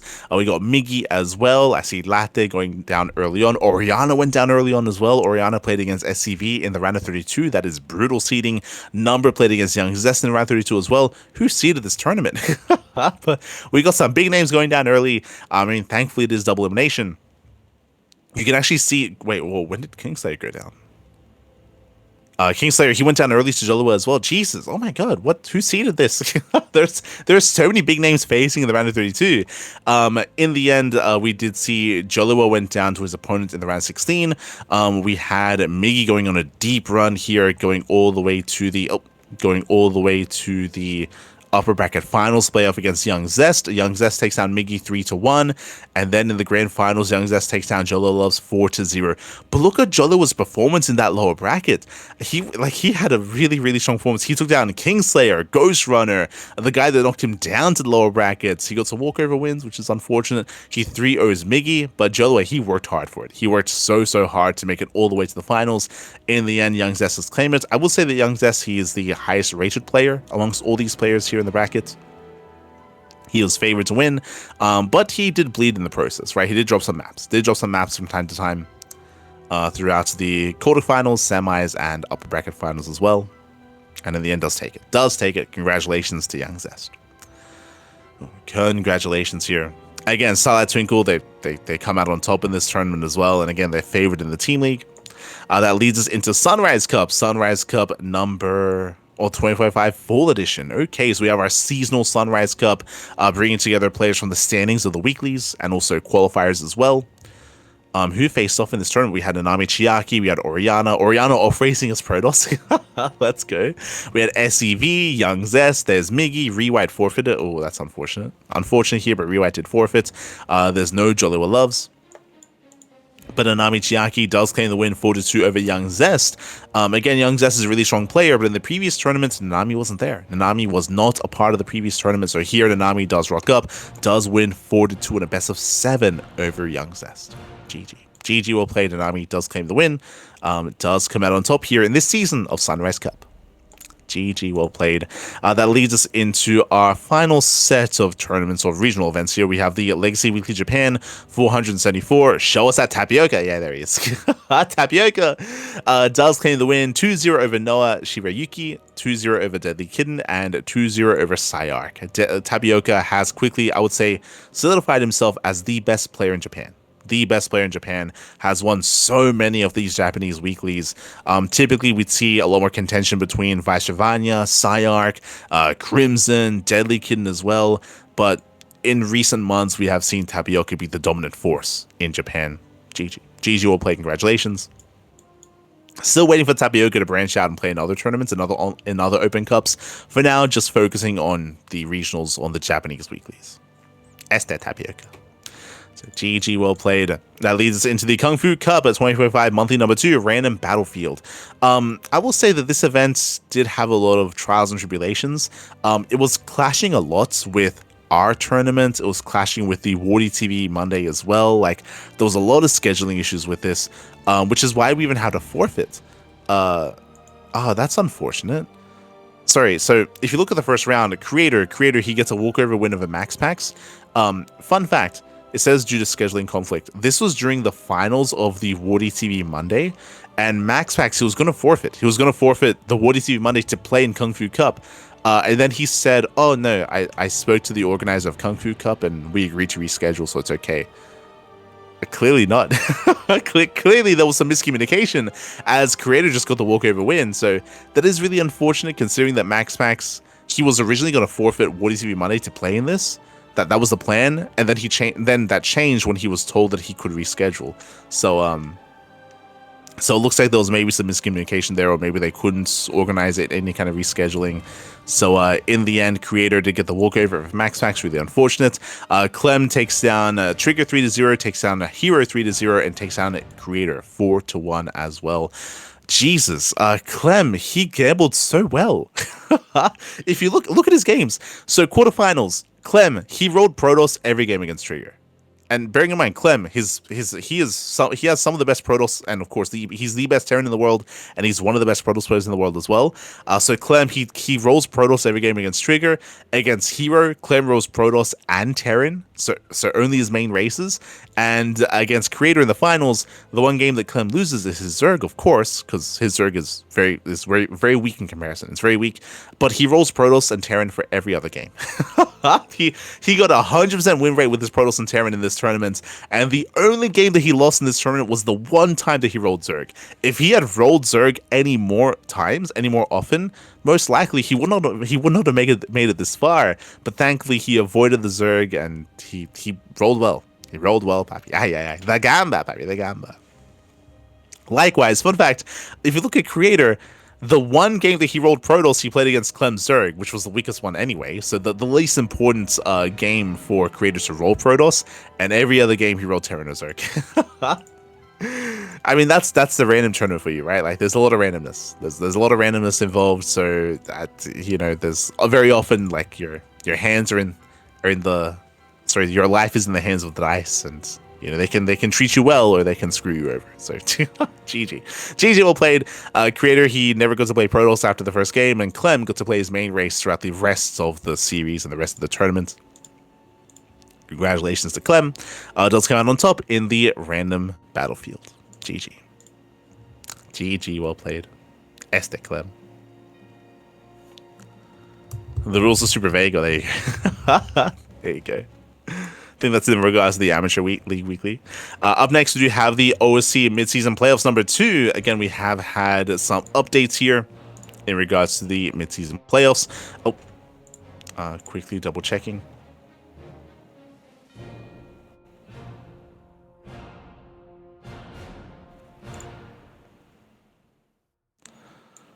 We had the Hearthstone matches. So Hearthstone does take down Mana 2-1. A big win there. I would favor Mana over Hearthstone, so impressive to see Hearthstone take down Mana 2-1. Does go down to Björn in the next round, but Björn is one of the favorite players to win the entire tournament. Björn does take down Hearthstone 2-0. That leads us into, I believe, the lower brackets. Yeah, that does lead us into the lower bracket here with Hydra versus Night Phoenix. Night Phoenix takes down Hydra 2-1. Hydra is eliminated from the tournament. We then had Iba versus Jomek. We had Iba taking down Jomek 2-0. Jomek is now out of the tournament as well. We had a Trigger versus Middle VK. Middle VK also tapping out of the tournament. These are all elimination matches. Then had Lemon series. Lemon does take down Hatsu 2-0. Hatsu not being eliminated. Then we had Yang Yako versus Papi. Oh my god, crazy upset. Insane Papi. Papi takes down Yang Yakov 2-0. Yakov, he's meant to be the Zerg hope here, and Yakov goes down in the first round. Oh, I mean, it is new patch. It's a new patch, and Protoss is that much stronger for it, and Papi brings him down. Impressive play out of Papi. My condolences to Yang Yakov, as again, there aren't many Zerg players to begin with here, so having one less is that much more brutal. Oof. That much more brutal here. So best of luck to the others for a little bit more better representation in the lower bracket. And likewise, we did have Art versus We also had Art versus Zebestus. Zebestus takes down Art 2-1 to face off against Shameless in the next round. So looks like we had a couple of upper bracket matches, but mainly lower bracket matches this week. Again, there's still a lot of series to go, a lot of matches to conclude. This event is going to last for quite some time, and sometimes we cover some of these days. Other times it's Steadfast or Chicken Man or Dave Testa or Wardy. So depending on which community caster is available, they will step in and cover this event, and it'll take quite a number of weeks and potentially another 2 months to crown our champion. We're getting through it. We're slowly getting through it. There's still a lot to go through in the lower brackets. So GG, well played. That leads us into the Open Cups. Here we go. So for our Open Cups, up first we have the Wardy TV Monday number 54. If you recall, we spoke about unfortunately some scheduling conflicts here, but we did have Max. He goes by untouched, undefeated, takes down Geralt 2-0, takes down Skillus 2-0, and it takes down MaxPax 3-0 as well. Impressive performance here out of MaxPax. Does walk away without dropping a single game, and purely off of his PvP. GG, well played. I don't want to gloss over some of these other wins. Winding it back, Geralt has a crazy upset. One of the players that can threaten MaxPax's Hero never got a chance. He never got a chance to play against MaxPax. Geralt takes down Hero 2-1 in the round of 16. Big win there for Geralt. Skillus takes down Rogue 2-1 as well. That was the series that we were casting. I think we casted Skillus versus Ledlix into Rogue into MaxPax versus Skillus.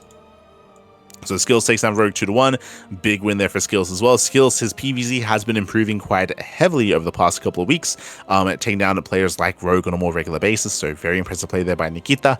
Scrolling down, we had Classic taking down Harsum 2-1 for Harsum to take a map off of Classic and to win against Mana earlier. Harsum, he has been improving in his PvP. Very impressive. And in the end, of course, MaxPax 3-0 over Classic. Something that I did notice here is that we were missing some of our regulars. Cure was missing, Beyond was missing as well.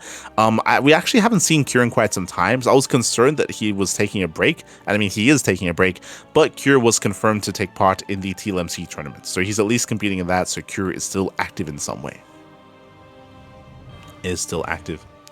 But congratulations to MaxPax for claiming the win. That leads us into the Sparkling Tuna Cup, the STC number 108 TLMC 21 edition. As a reminder, all these tournaments, of course, are on the US patch. They're all live, but none of the tournaments have actually incorporated TLMC 21 maps yet. This is our second week in a row that we are incorporating full Team Liquid Map Contest maps. We have heard that some of the other tournaments are finally going to start incorporating them next week, but it's so late. It's like, again, voting ends at the end of the month, so we need to get those games in as quickly as possible. Thankfully, they're finally, taking the initiative next week, and hopefully they're able to feature as many maps as they can. We will also be adjusting our map pool next week as well to show off some of the other maps that we have yet to do so. Here we're featuring 10,000 Feet, Celestial Enclave, Magnetic North, Mothership, Old Republic, Ruby Rock, Satellite Years, Throne of Dunes, and Tourmaline.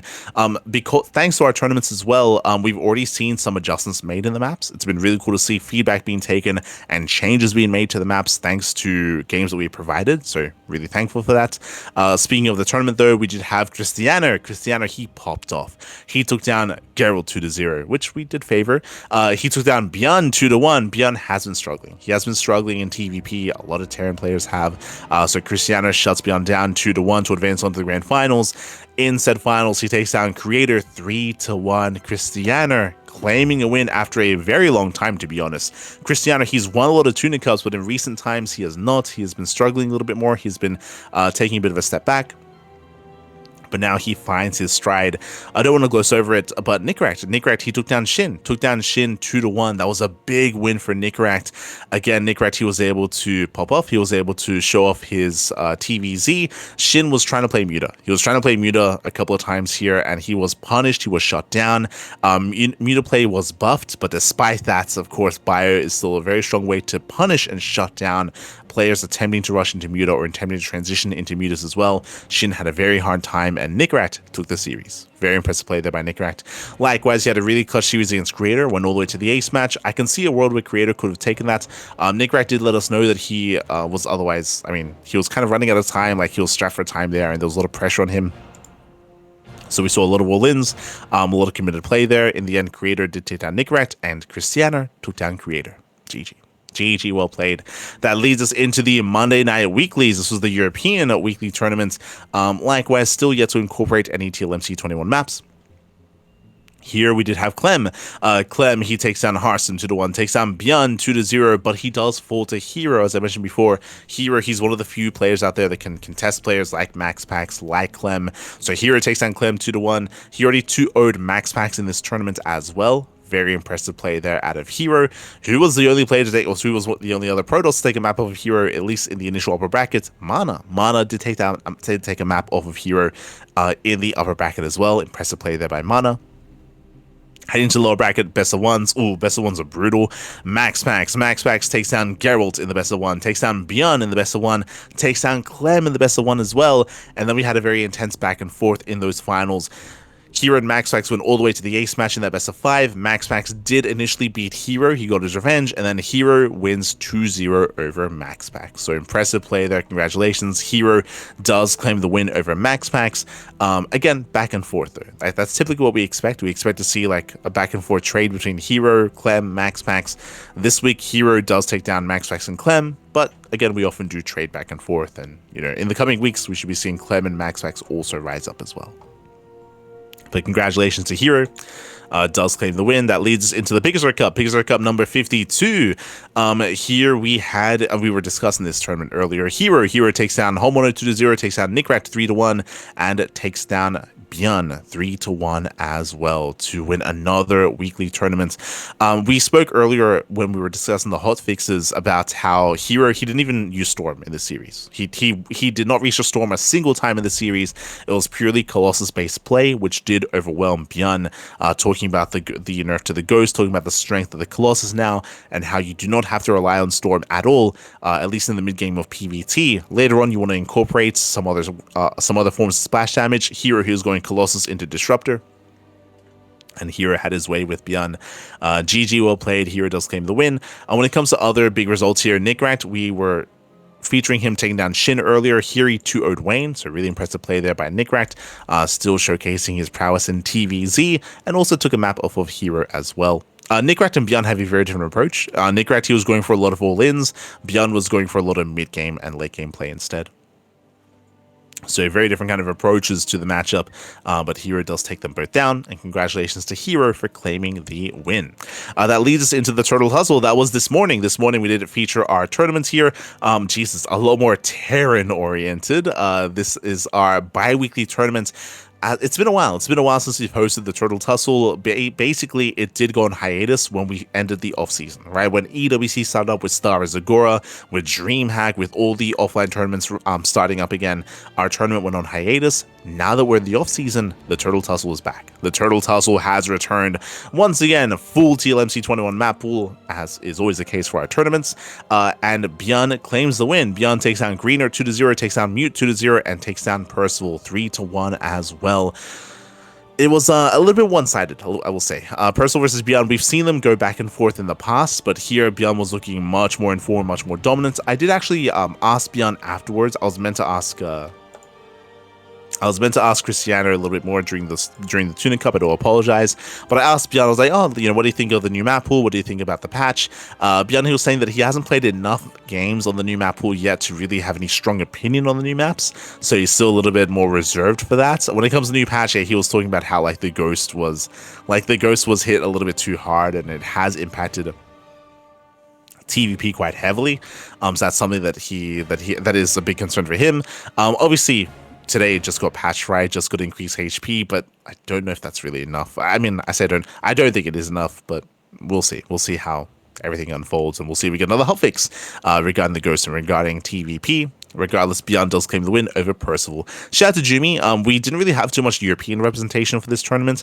It is at a really rough time in Europe, like time zone wise. But Jimmy, he was playing his heart out at like 3 a.m. in the morning, did his best, went down to Percival, had some clown games. We had some proxies, some cheeses, some ninja bases. It was a crazy series. Led to a lot of entertaining games, though. A lot of entertainment. GG. GG, well played. That leads into our qualifiers for the Stellar Fest. Stellar Fest is a big offline event happening in Canada, and a bunch of qualifiers did actually occur. We did cast one of the qualifiers. We were meant to cover more of them, but we just didn't have the time, unfortunately. We just didn't have the time to cover too many of these in the end. And we have our confirmed players making it into that offline tournament. First up, we have the Asia qualifier. The Asia qualifier, we had Björn. Interesting to see, we had all the Team Vitality players. We had Maru, we had Zaun, and we had Ryung. So all the Vitality boys showed up for this. Despite that, Maru was coming in as a heavy favorite.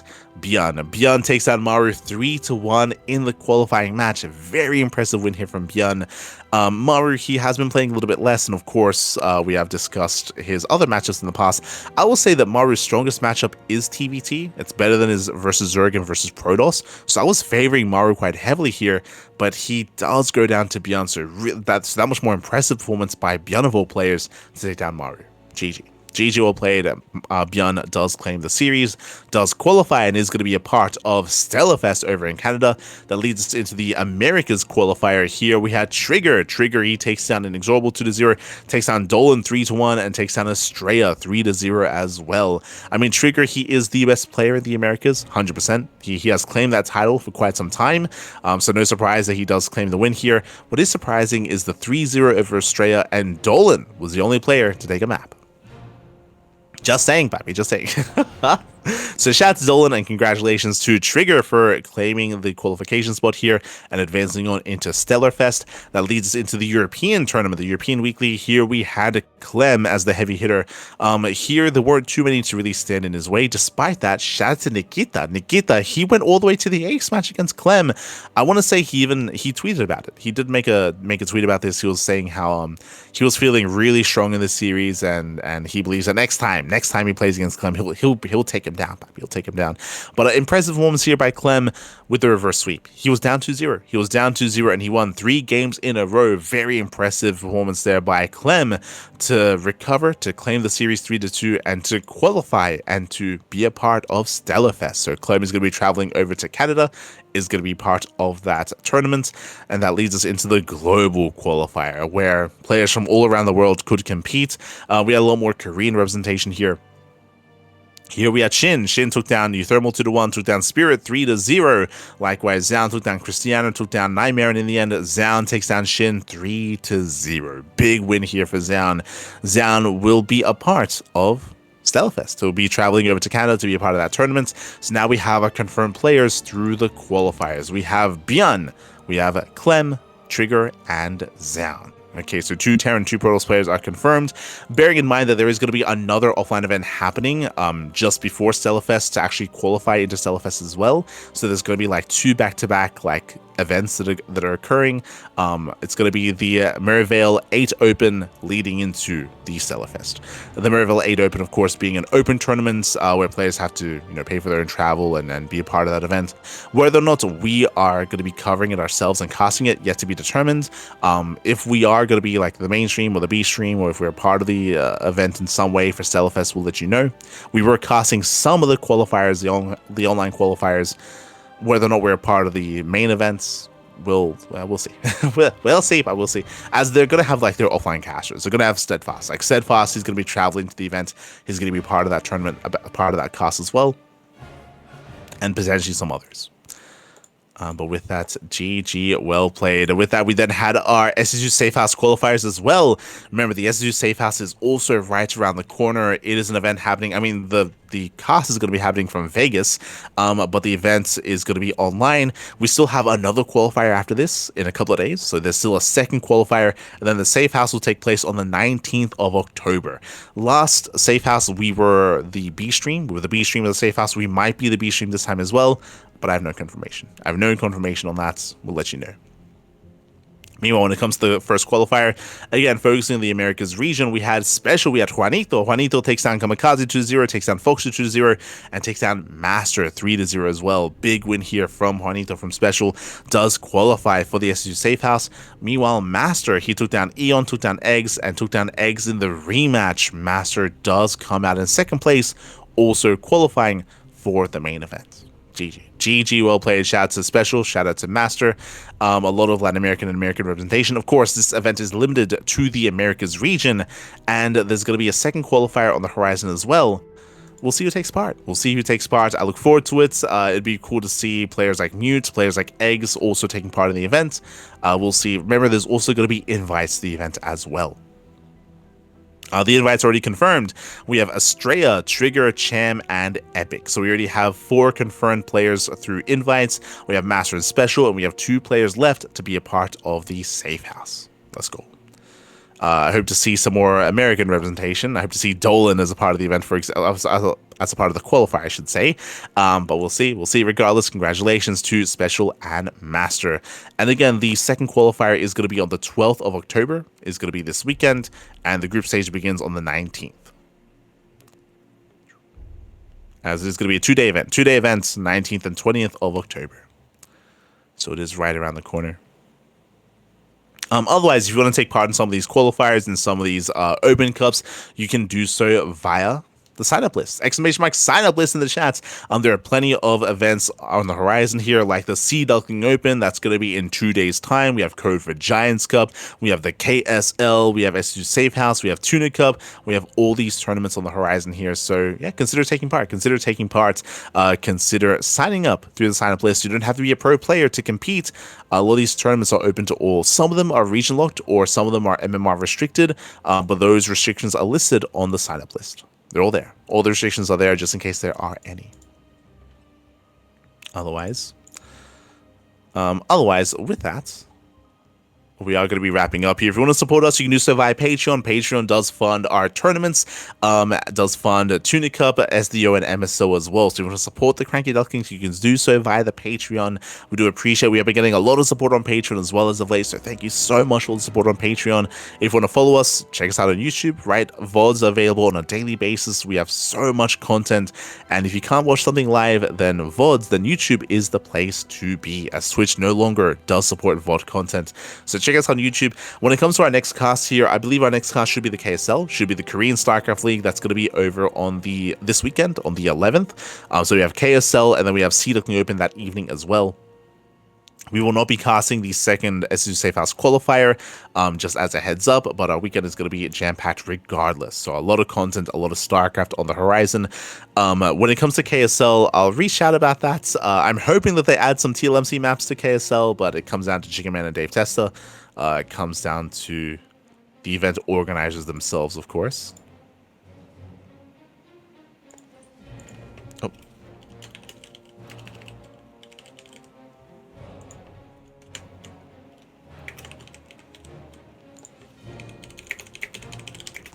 Otherwise, with that, thanks for watching. Thanks for tuning in. Again, we should be live tomorrow when it comes to KSL. Sorry, we should be live in 2 days when it comes to KSL and SDO. Tomorrow, I believe we should be having a day off. Again, we're kind of having a bit of a leaner schedule, which I'm more than happy with. It's been a really intense year of StarCraft with barely any days off. So coming into October, coming into the off season, we're having some more free days where we should have some free time to stream, to play some Final Fantasy, to even ladder and play some StarCraft, and to spread our wings and to take a break from all the non-stop casting. We'll do what we can. Papi. Otherwise, thanks for watching. Thank you so much for the support, and stick around. We're going to be giving another StarCraft streamer a raid. Again, Wardy is hosting a TLMC tournament. We do think it's really important to watch those games, to get your votes in as well, right? Voting for TLMC will soon open up when his tournament concludes. So do check it out. Otherwise, thanks for watching, and we'll see you guys next time for some more StarCraft. Also, a big shout out to Kuro as well for handling the production and making sure everything runs as smoothly as possible.